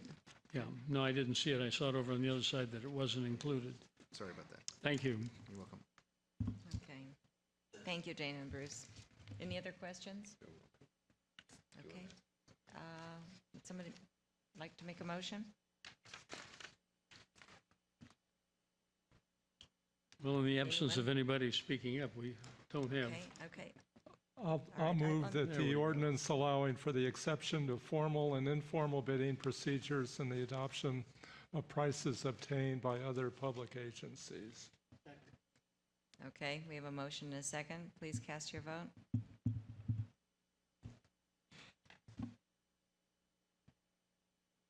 And the motion carries 5-0. Thank you. All right, moving on to item number 9 regarding contracts.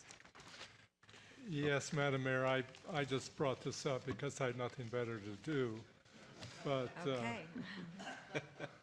and regarding item number 1, Bruce, are you in charge of that item on the list of contracts? Yes. Okay, the whitewater slope protection right now, is that costing the city anything, or is that being paid by the water district? No, the project in treating the slope lining, the brown color that we've done was a ROPS project being paid for by the successor agency. This has been on the ROPS schedule for, at least a couple of years now. The project was delayed to try to get Coachella Valley Water District approval for us to treat the lining, which they own. And after numerous negotiations, they finally gave us a permit to do so. So the work is now completed. Great. Thank you. Yeah. Positive? I'll move acceptance of item number 9, contracts. All right, do we have a second? Second. Okay. Third. Okay, we have a motion, a second, and a third. Yep. Everyone, please vote.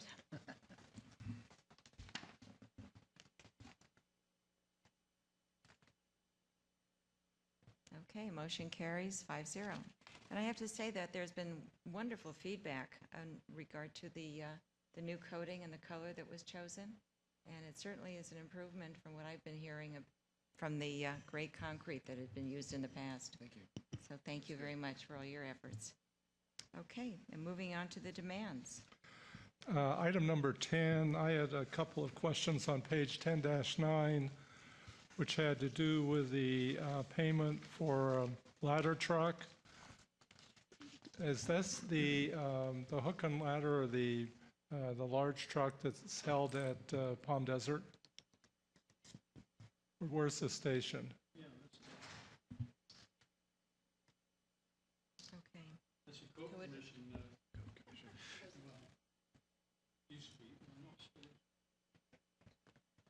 Okay, Yeah, Britt can answer. It's the Cove Commission. all right. Britt, would you like to come up and fill us in? It is located at the Palm Desert Station.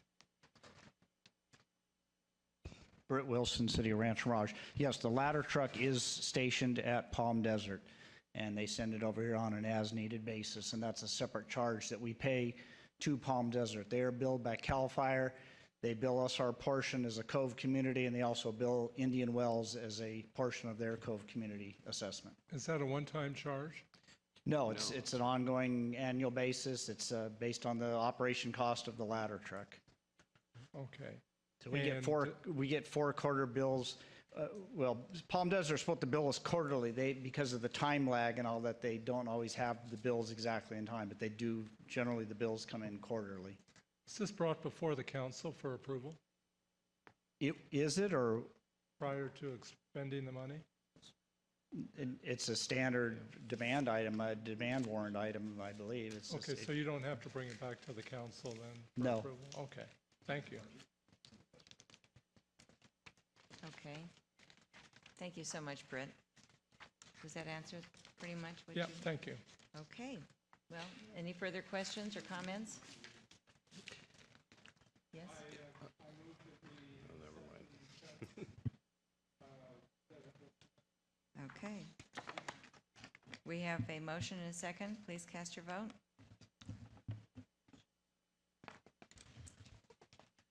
Okay. Motion carries 5-0. Thank you so much. And now we will be moving on to public hearings. And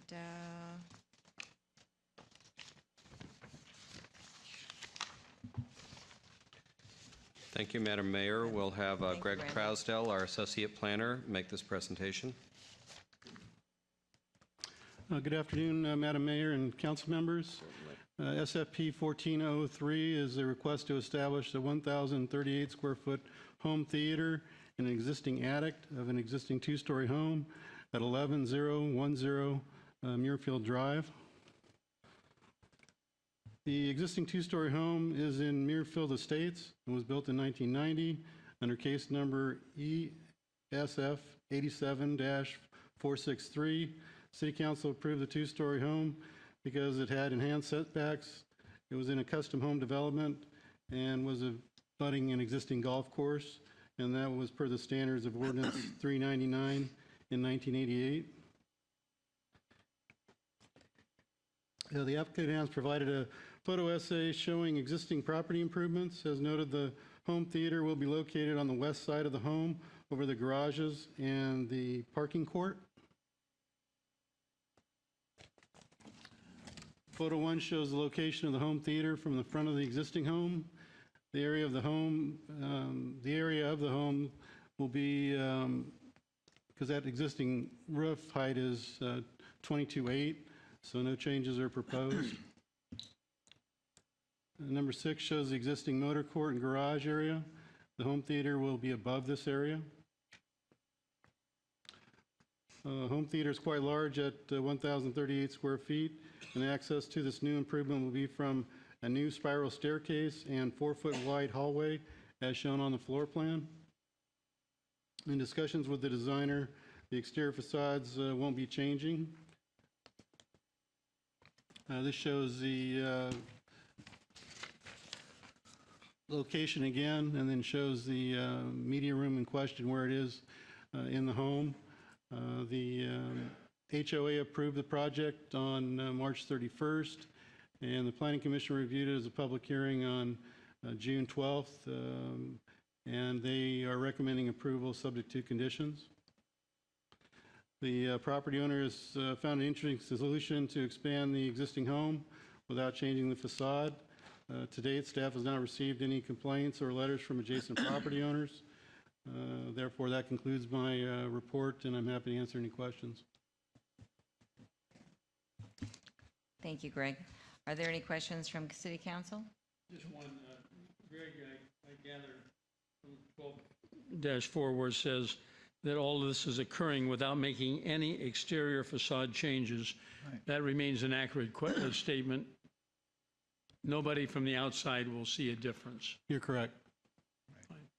Okay. Are there any questions or comments from the public who would like to address this item? Seeing none, I'll make a motion that the City Council approve single-family permit case number SFP 14003 based upon the content findings and conditions in the staff report. all right, do I have a second? Okay, we have a motion and a second. Please cast your vote.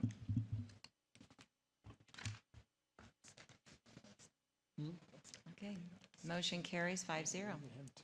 Thank you so much, and thank you, Greg. Okay, moving on to the next 14. item.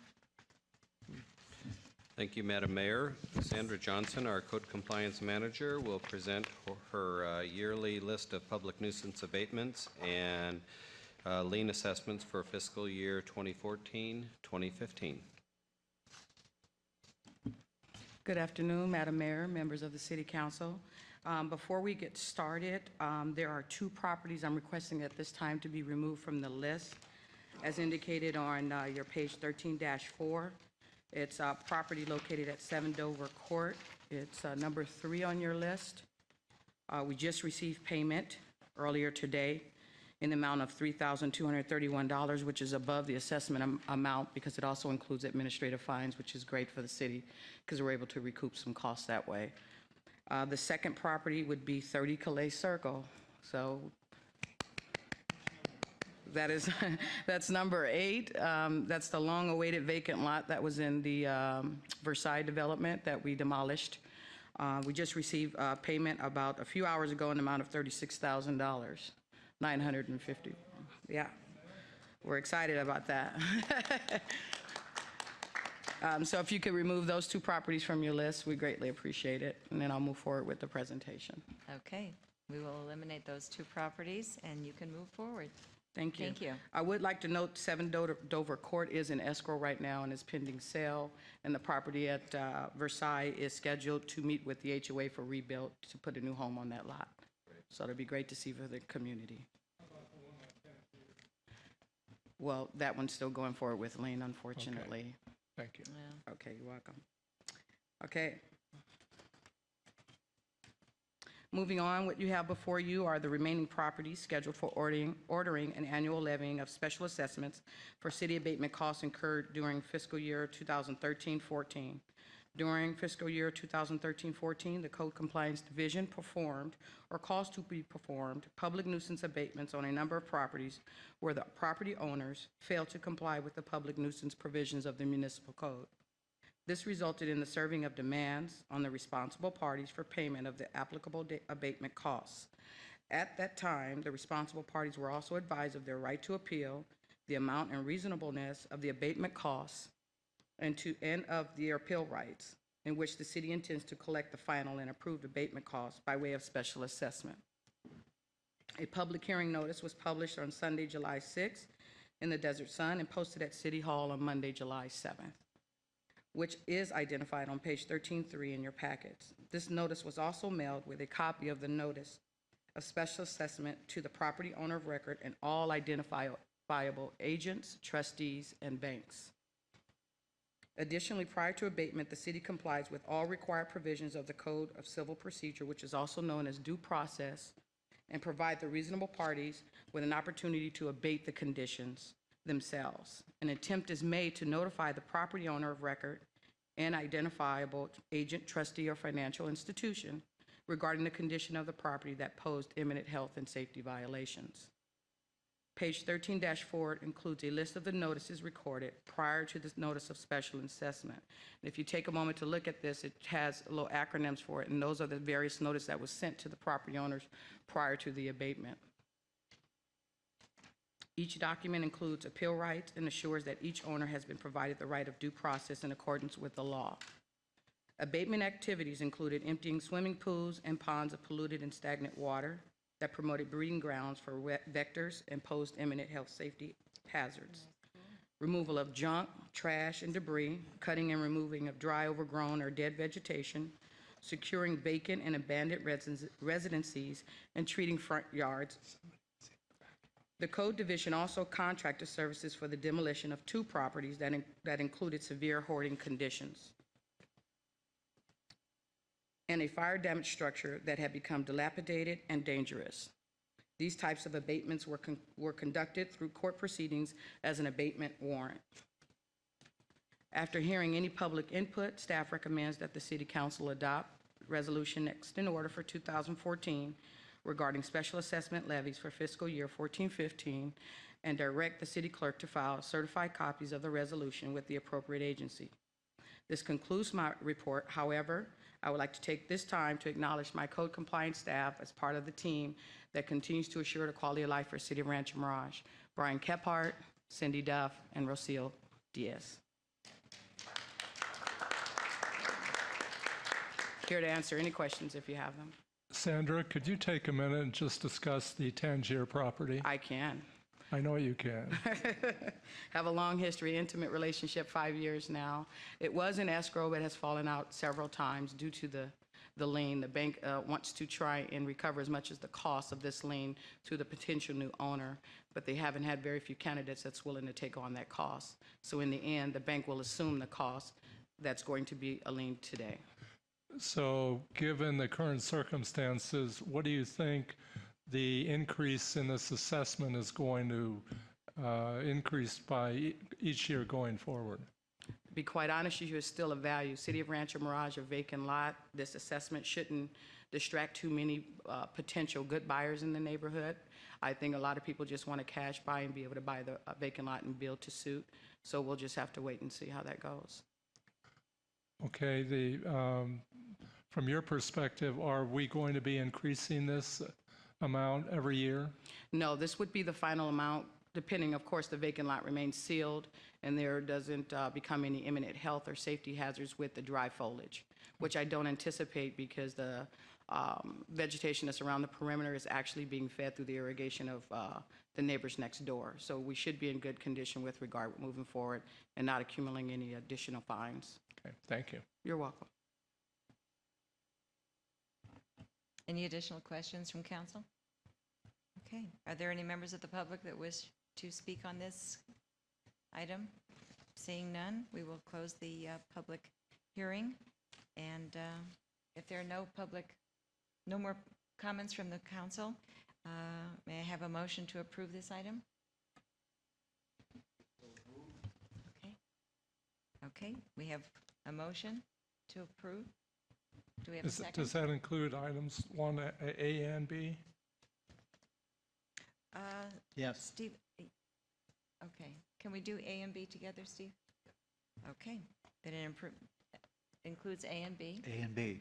And if we can have a second? Second the motion. Okay. Please cast your vote.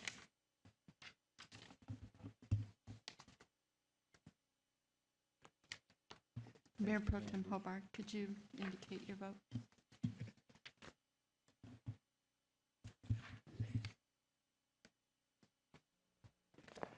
Okay, motion carries 5-0. Thank you so much, and I have to again commend Sandra and her entire department. You do a wonderful job. We're so proud of you, and we know it's not always easy, but you just stick with it and you make it happen. So thank you again. Okay, we're moving on to action items.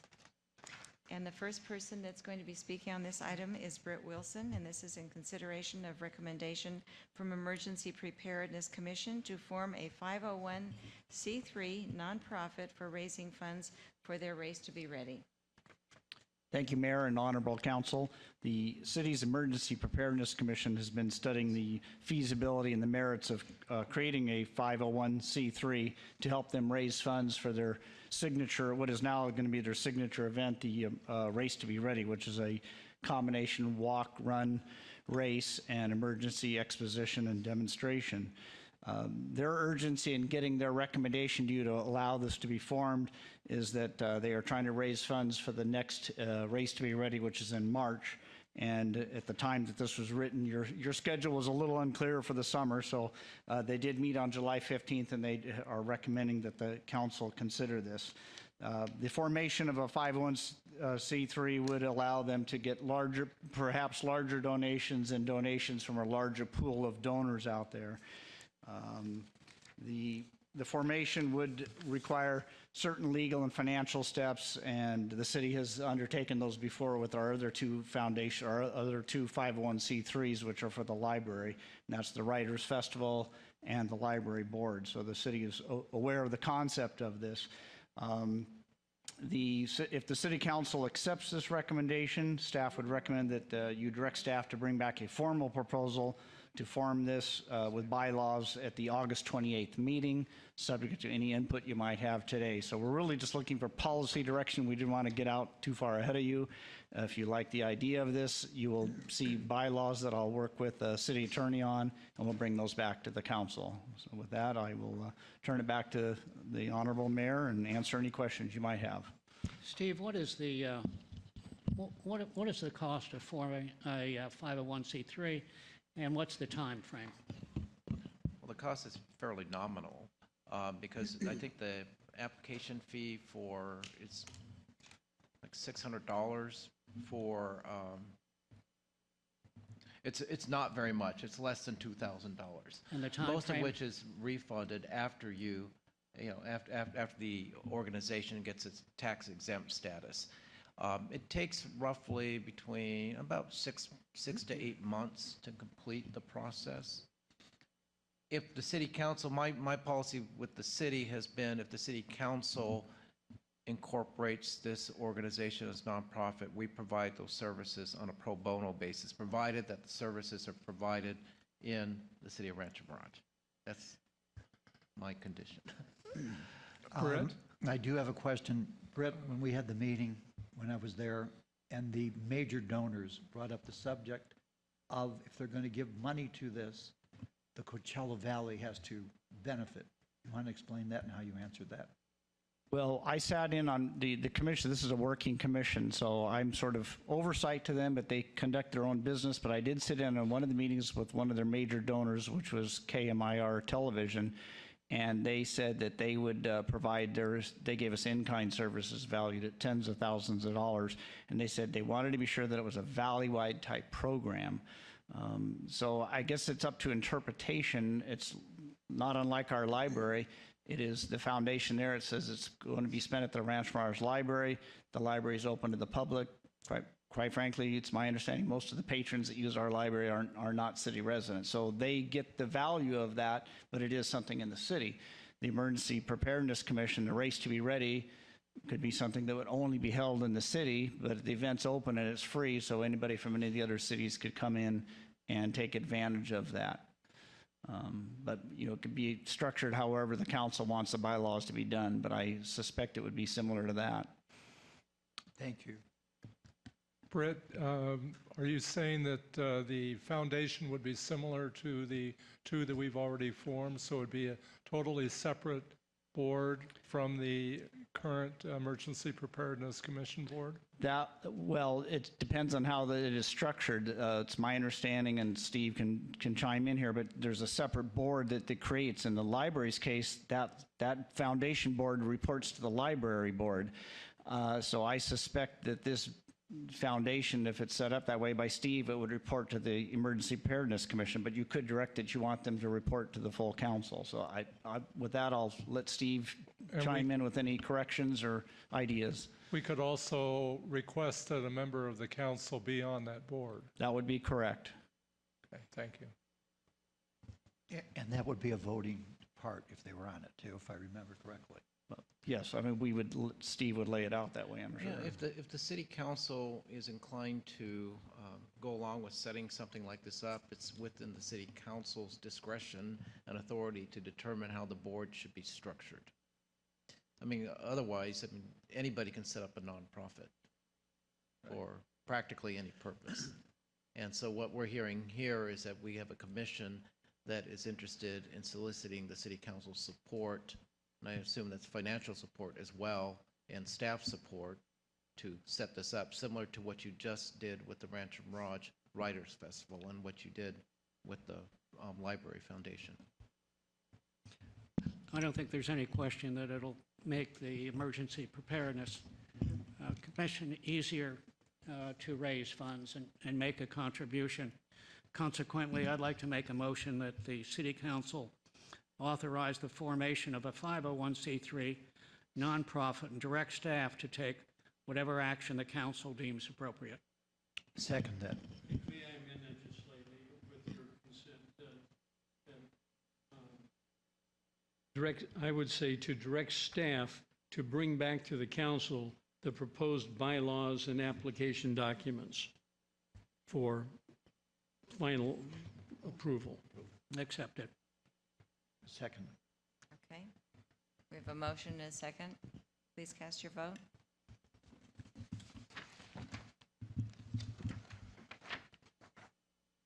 Okay, motion carries 5-0.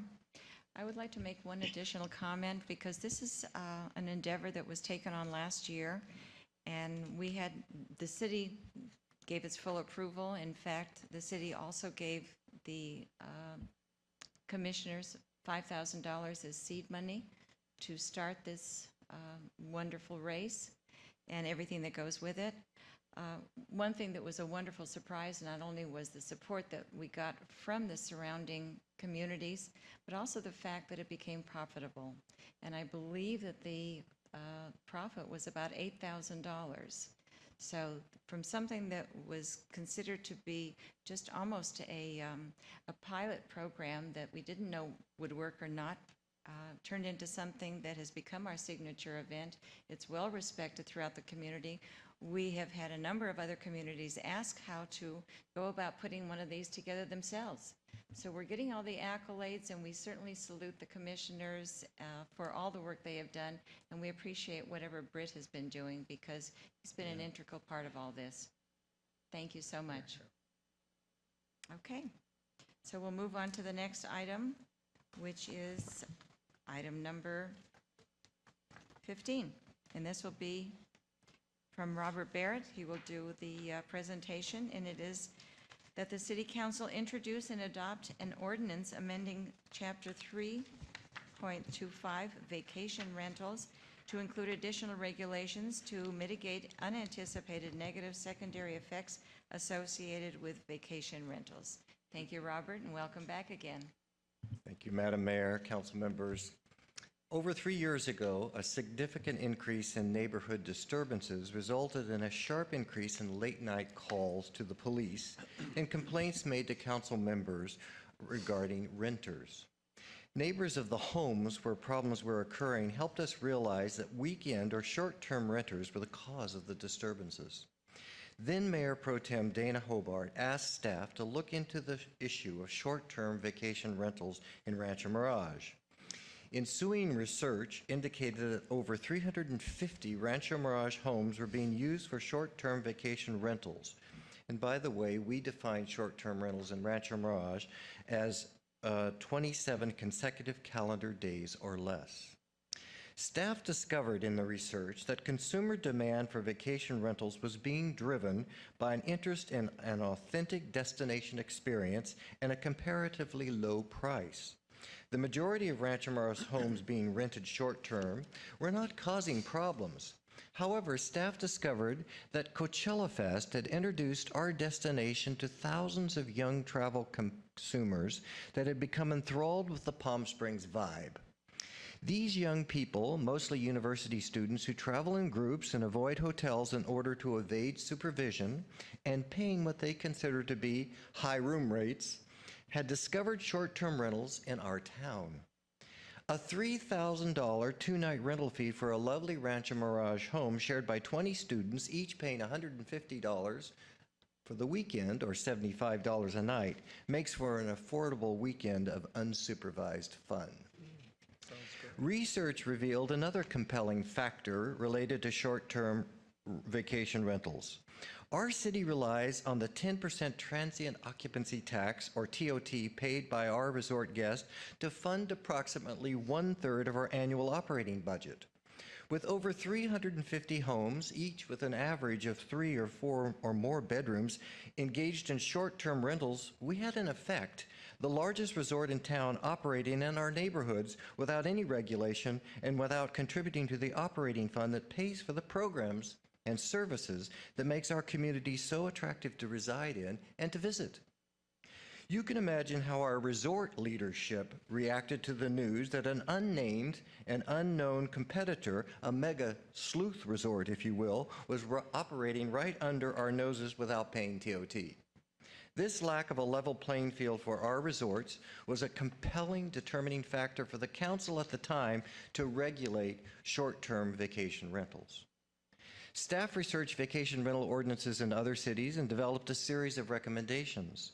Staff asked regional vacation rental management companies and homeowners to review and comment on the recommendations.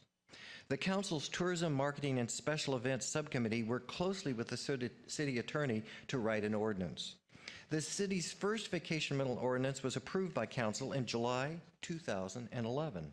The ordinance permit application forms and related information were posted prominently on the city's website.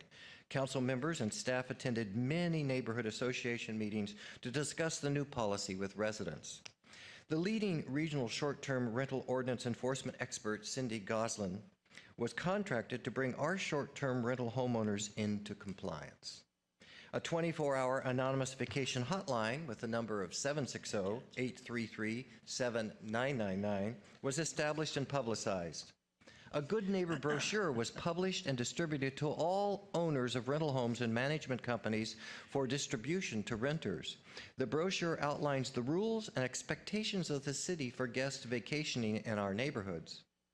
In the first year, the hotline received fewer than 40 calls. In fact, in the ensuing years, we've never exceeded 40 calls to the hotlines. The 4 same homes in the first year out of 355 were reported on numerous occasions. Staff and Cindy Goslin worked diligently with the homeowners and the management companies of these properties to resolve reoccurring problems. Warnings were given and fines were levied. In all cases, we were able to resolve conflicts, though admittedly, in a few cases, it took months of effort. In the end of the first year, staff returned to council with the following recommendations to amend the ordinance. We asked for the increased permit fee from $60 to $100 to make the enforcement contract management costs self-sustaining. And we asked for the increase the number of infant children allowed at a rental, and we defined infants as 3 and younger, children that would not necessarily stay in a bedroom by themselves, but in a bassinet or sleep with their parents. These recommendations were adopted by the council. Today, there are 326 homes registered for vacation rental permits. Our city rules, increased HOA restrictions and enforcement, our supervision of the segment, along with the improved economy, has resulted in a slight decline in the issuance of vacation rental permits.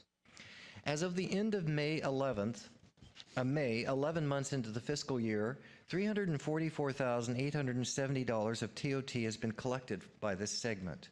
If this segment were to be a resort, it would be our 4th largest TOT generating lodging property. Now, after 2 years of supervision of this effort, it is apparent to Sydney Goslin, Sandra Johnson, our Code Compliance Manager, and me that the great majority of our neighborhood disturbances related to short-term rentals are caused by 3 factors. They are the age of renters, loud music, and the number of daytime guests on property during a rental period. Recently, a series of recommendations were shared with the Council's Tourism, Marketing, and Special Events Subcommittee, comprised of Mayor Iris Smotrich and Mayor Pro Tem Dana Hobart, and staffed by City Manager Randy Binder, Cindy Goslin, and myself. Sandra Johnson provided input, and after 2 meetings of the subcommittee, City Attorney Steve Quintanilla prepared the draft that we are presenting to you today for an amended ordinance. Our recommendations are as follows. Increase the minimum age to 30. Currently, Chapter 3.25 requires that the person who rents a unit be at least 21 years old. This person is defined in Chapter 3.25 as the responsible person who is legally responsible for ensuring that all occupants of the vacation rental unit and their guests comply with all applicable laws, rules, and regulations pertaining to the use and occupancy of the subject vacation rental unit. The subcommittee and staff recommended that this minimum age be increased to 30 years old and emphasized that this person shall be legally responsible for the conduct of all occupants of the vacation rental unit. Second, impose a ban on outside music. Because it has been difficult to regulate outdoor loud music, which requires the arduous task of measuring noise levels over a period of time using a decimal reader, the subcommittee and staff recommended that the city just impose an outright ban on outside music, which would prohibit the use of radio receivers, musical instruments, phonographs, compact disc players, loudspeakers, karaoke machines, sound amplifiers, or any machine device or equipment that produces or reproduces any sound. This would make it easier for staff to respond to resident complaints about loud outside music. And these are why we get these complaints. The subcommittee and staff recommended, however, that outside music be allowed on certain special occasions subject to the issuance of a special event permit. Next, prohibit standing or sitting on rooftops. Due to neighborhood privacy concerns and potential risks of bodily harm and accidental death and other safety concerns, the subcommittee and staff recommended that any standing, sitting, sleeping, lying, walking, or running on the roof of a vacation unit be absolutely prohibited. In particular, the subcommittee and staff recommended that Chapter 3.25 be amended to allow staff to order the immediate summary removal of all occupants and their guests from the rental unit if such a violation occurs at the unit. Define the number of occupants allowed without a permit. So the number of occupants older than 3 years of age allowed to occupy any given vacation rental unit are limited as shown on the chart in the staff report. Because some vacation rentals are used for special events such as weddings, nonprofit fundraisers, corporate events, etc., the subcommittee and staff recommend that more daytime occupants be permitted on any given day of occupancy upon the issuance of a special event permission issued prior to the day of the event pursuant to Chapter 5.12 Special Event Permit. However, if there is a violation at the subject property and there are more occupants at the property than permitted, the applicable fines will be doubled. This is one of the areas where we have our biggest problem. 8 people are at the house, 30 guests are partying in the backyard at 10 o'clock at night. There is enough in our formula to allow daytime guests that is acceptable, but not doubling the number that are spending the night there or exceeding it in some great way. The remaining amendments address late payments of renewal fees, fines related to multiple violations, and fines related to not having a special event permit. The subcommittee and staff recommend that Chapter 3.25 be amended to require payment of the application fee for the renewal of a vacation rental certificate to be paid before renewal of a vacation rental certificate may be approved and take effect. It is also recommended that if someone rents their unit in violation of this provision, that the fine be $200 per day of violation. The subcommittee and staff recommend that Chapter 3.25 be amended to impose a $1,000 fine if a complaint is reported to the city regarding an event, activity, or conduct that required a special event permit which had not been obtained or issued. The fine should be imposed on any such person who committed, caused, or maintained any such violation, including but not limited to any occupant, responsible party owner, or the owner's authorized agent or representative. The subcommittee and staff recommended that for multiple violations at any given vacation rental unit, the following penalties be imposed. A 6-month ban on the rental of the subject vacation rental unit or a 6-month revocation of a vacation rental permit if one had been issued. A permanent ban on permanent revocation or permanent revocation of an issued vacation rental permit regarding the rental of the subject vacation rental unit pursuant to an order issued by a court. And number 3, notification of all record owners of residential dwellings located with 200 feet of the subject vacation rental unit be notified of an imposed ban. That concludes my report. Staff recommends that the City Council introduce and adopt an ordinance amending Chapter 3.25 vacation rentals to include additional regulations to mitigate unanticipated negative secondary effects. Sandra Johnson, Cindy Godlin, and I are here to answer any questions that you may have. And Mike McLean, the owner of McLean Rentals, was here with us until he had to leave, and he is one of our consultants, and he wanted me to tell you that he believes that our city leads the valley in the way we address this issue. Robert, I got to tell you, I listen to a lot of books on tape, but your modulation and explanation was better than the Patterson book I'm listening to. So I hated for your presentation to end. I want you to know that. And I assume Fiddler on the Roof will not be allowed at one of these rental houses. Please, no. In any case, a great job. Wonderful input here.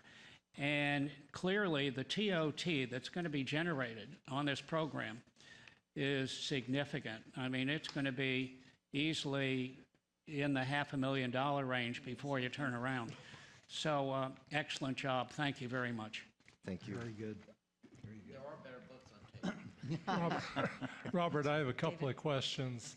First of all, regarding the noise limitations, the ordinance will now say that there can be no music or any noise outside any time of the day? That's correct, and we are not the first city to move in this direction. Palm Springs has adopted such an amendment to their ordinance. You just can't regulate it. That's been the problem. Isn't that right? That's exactly right. What about... Councilmember Kite, excuse me, we believe that if we were to sit out on our patio and quietly turn on the jazz station, our neighbors would not even hear it. I think that reasonable people will know how to handle this issue in a reasonable way. Yeah. But to allow people to come into our neighborhoods and behave as they would not behave in their own neighborhoods, and then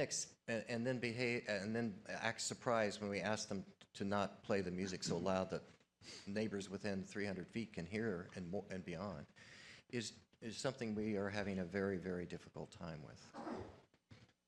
Have we had any input from the other side of this equation, the owners, the property owners? Between now and the second hearing, we're going to convene a meeting of the management companies and a meeting of homeowners as we have in the past to get their input so that they're also fully aware and that they can come to council at the second hearing of this ordinance. Okay, and you and I briefly discussed the question of age.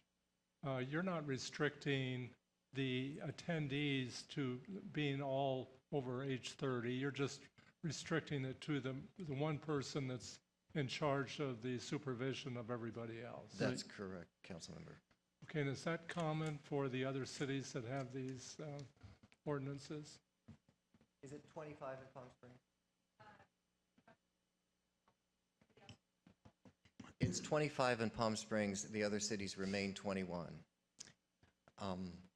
And this has been a difficult issue for us to address, but the fact of the matter is many of our problem houses are rented by very young people who are college students, and if we have to add an older brother and sister to that mix in order to make it a little more supervised. And you selected age 30 as opposed to age 25 because?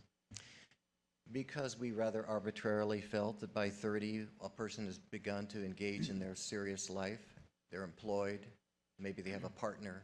They're a little more sober about how they behave in the presence of others. Okay, thank you.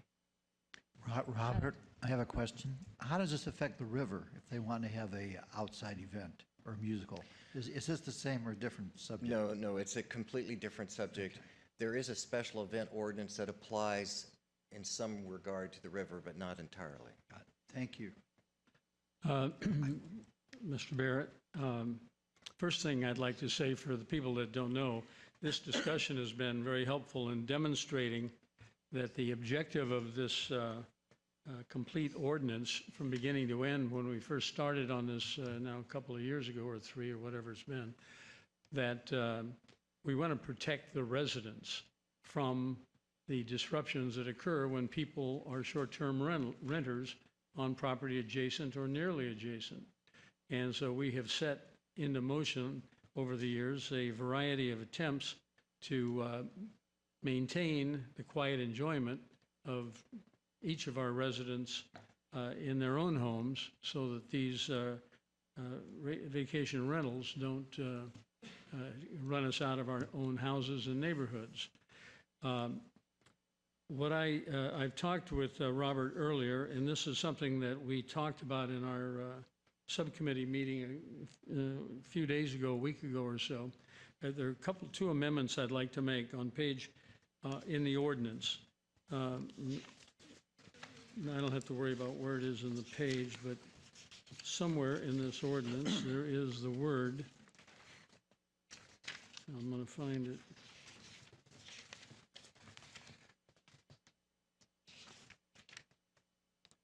Well, there is a paragraph somewhere that's going to say, due to neighborhood privacy concerns. It's on page 15-4, the second paragraph, and we're sleeping or laying on the roof.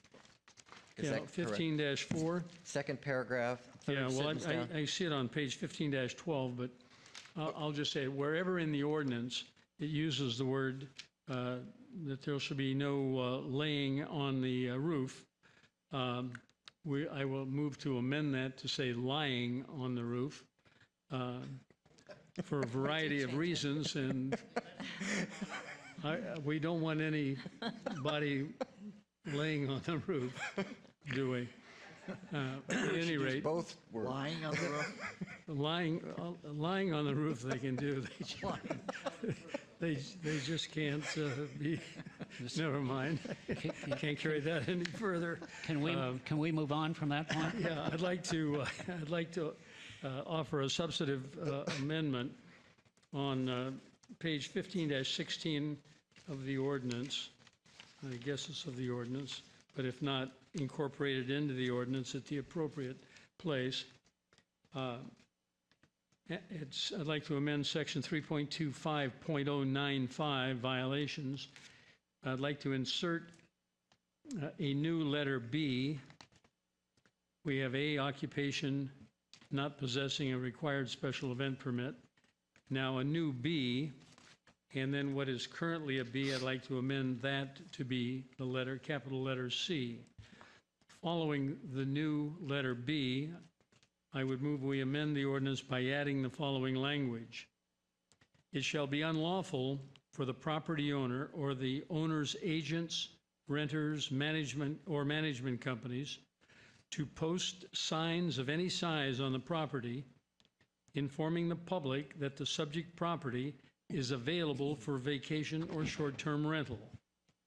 The subcommittee and staff were very concerned that by making this announcement that property, in essence, was fully furnished and empty, raised the potential of break-ins and burglaries on that property, as well as on neighboring property that was not even in the program.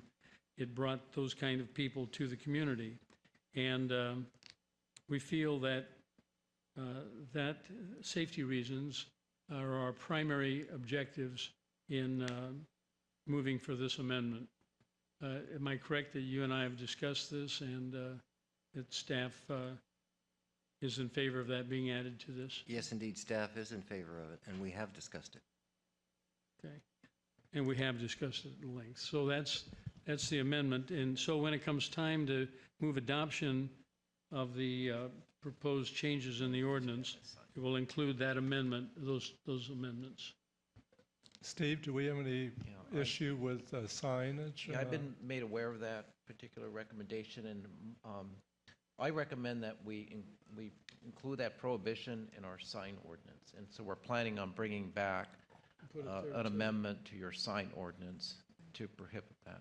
All right, we'll put it there too, but it's just in the context that we're going to be sending these ordinances and the changes to all of the people in the community who are affected, who are registered renters, and it's good to have it here as well as in the sign ordinance. Yes, please. Then I recommend that we bring that back in the context of a sign ordinance and an additional amendment to this, but any information we send out to the owners and their agents, we can indicate in there that that is also going to be a prohibition. Just because it's a First Amendment issue and we need to come back with particular findings to support that kind of content-based regulation, which I believe we have sufficient findings to support. Well, what are you But saying? I want to come back with a staff report that includes some input from the police department and from But residents. didn't Mayor Pro Tem Hobart just sort of lay out those findings? He just talked about the Yeah. reasons for the controlling and constraining that kind of signage. I mean, the police Correct. department's not going to have any more information than we've got. We don't have it going on. I don't know whether it's gone on or not, but It will help us reduce crime. They'll be for it. Yeah, I understand that, and I believe that's the case, but I think it's better to put a little bit more thought into it from the staff level, and we'll accomplish that objective, and we'll have that regulation in place when? the next meeting. Okay, let the record state, July 31st, he'll have an ordinance on the agenda. Okay. Also, Just to avoid any complications that may arise if there's a First Amendment challenge to it. You mean arise between now and the next meeting when we do the first reading of a new ordinance under the sign ordinance? No, you want to take that chance. I just think it's a, I don't think we're I taking think much it's of a chance. I just think it's a much more prudent approach to come forward with some hard, fast findings, just because it could be very expensive to lose a First Amendment case. Well, I agree with you, it could be. I don't know that it matters to, can we amend this at the second reading so that then it would require a third reading? If we do the sign ordinance first? Yes, or if you want to take a break and come back to this, put this at the end of the agenda and I can draft some findings. okay. Okay. Well, why don't we do that then? We'll put the vote off until Steve has some Right, no, that's good. good language for us. Also, maybe, Robert, you can clarify the actual responsibility of the owner of the dwelling, and that they would be ultimately responsible for certain liabilities. I know we had talked about that. The owner is ultimately responsible, even if the owner hires a responsible party or a management company to manage their property. They are responsible, and what is unique or terrific about this process is that before we had a vacation rental ordinance, we were communicating solely to the people in the home during the disturbance. Now, the police and all of us involved in code enforcement, Sandra's team, know when homes are rental homes. And that begins to kick into effect a communication with the homeowner about problems. So we are expecting the homeowners to pay more attention to who they rent their homes to, even if they live in Minnesota or Canada. We expect them to pay attention to the rules of the neighborhood in which the home is situated so that they're not on the other side of the world enjoying themselves while their neighbors here in Rancho Mirage are suffering. So that's the one really excellent aspect about the ordinance. It both addresses the renter and immediately kicks in a process of communicating to the homeowner.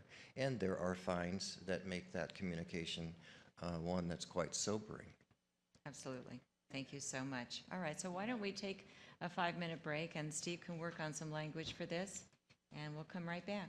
Madam Mayor, before I leave the podium, may I please draw your attention to Cindy Goslin, our code enforcement officer, who is so wonderful with vacation rentals. She does such a great job for us. She's probably one of the leading experts in the nation. She goes to national conferences and speaks about our work and always points out Rancho Mirage as the model city.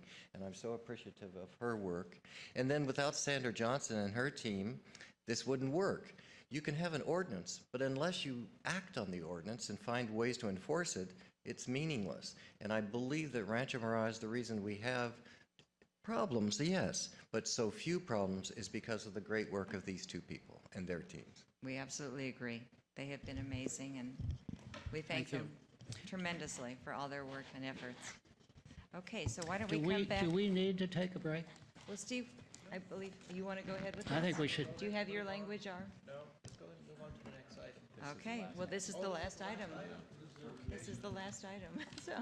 How about this? You go ahead and amend the ordinance to reflect that the owner, there shall be it shall be unlawful for the property owner or the owner's agent, renters, management companies to post signs of any size on the property informing the public that the subject property is available for vacation short-term rentals. Vacation or short-term. Right.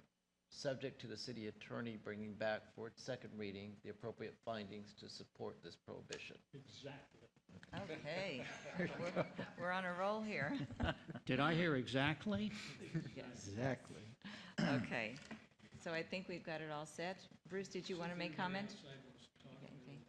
Okay, Bruce, did you have a comment? I just wanted to remind you that there is one more item on that we're going to do a solar presentation on our solar project. Oh, yeah. That's right. Okay. Sorry about that, Randy. No problem, no Okay. problem at all. All right, so what, okay, It works the way we're going anyways. okay.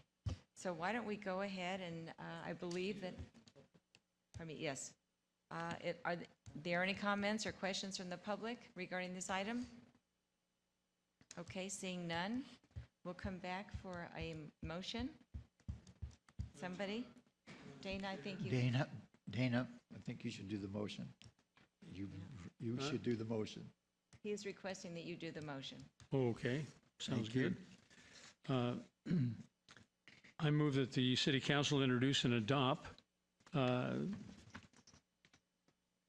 ordinance amending Chapter 3.25 vacation rentals to include additional regulations to mitigate unanticipated negative secondary effects associated with vacation rentals as set forth in the precise language of our staff report, including amendments relating to paragraph B and C of section 3.25095 with the language that has already been read into the record. Not only the language ending with short-term rental, it's subject to the city attorney returning at the next meeting with special findings to sustain such an amendment. And I think that's pretty much it. Okay. Can I have a second on that? I do. You got do. two of them. Okay. I do. All right, well, we have a motion and a second, Well, it included the word lying instead of laying. and that included the word lying. We Instead of mustn't laying. forget that. Okay, we will never forget that. Okay, Vote. everyone cast your vote, please.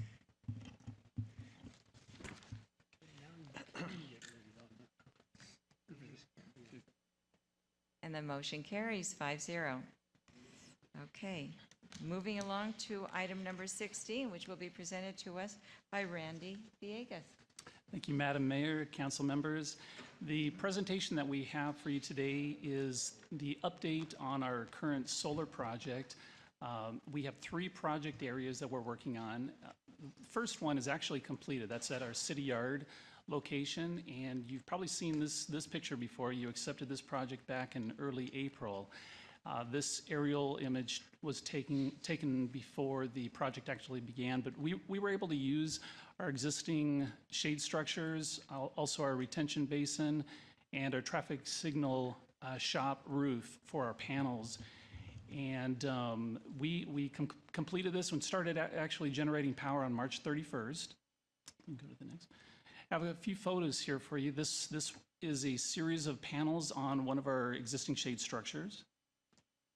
And then here's another shade structure that we utilized. And then within our retention basin, we have two arrays of panels here as well. And here's some details about the project. The one detail that I'd like to bring your attention to is number 3, where we estimated that we would be producing roughly 90 to 95% of our usage of electricity at the yard. I did a calculation, and we're actually a little bit higher than that. So we at least meet that estimation. We're pushing 100% of our capacity out there right now. So it's been a successful project. The second project. Oh, actually, before I move to the second one, here's a screenshot of a live feed of our power generation. You can go on the internet and actually see the power as it's generating, which is kind of neat. And this was taken yesterday, and it shows that we've generated over 60,000 kilowatts per hour, or hours, right there. So things are working well at the city yard. And then the project that we have undergoing right now is the City Hall. As you've seen the work out there, we've essentially completed the panels that were installed on the existing shade structures to the far right of your screen there. They just have a little additional cleanup work and some painting, but that's pretty much done. The contractor is shifting their crew over to the far left side of your screen is the city property just above the upper parking area. And they're working on that right now. They estimate to complete this project sometime in August, so we should be seeing some power generation here in about a month and a half. And here's a photo of the center shade structure with the panels pretty much completed there. And then here's a couple of crew members that's working on the side shade structure. And then this is the property that's just above the upper parking area. This is the racking system that they're working on right now. Most of the hardware that you see there, you won't see once the panels are on. And we will be having a wrought iron fencing around there. So by the time the project is completed, it's going to be tidied up quite a bit. And here are the details of the project. We mentioned most of them. We do generate about 60%. We will be generating about 60% of our usage here at City Hall. And then we will be completed in August. So we're getting close to wrapping this project up. And then the last slide of the presentation, this is our library project. I don't have any pictures. Right now we're in design phase, and we plan to start construction in August 2014, in just about a month or so. And it's estimated to be completed for that project in November. So by the end of the year, we should be generating power there.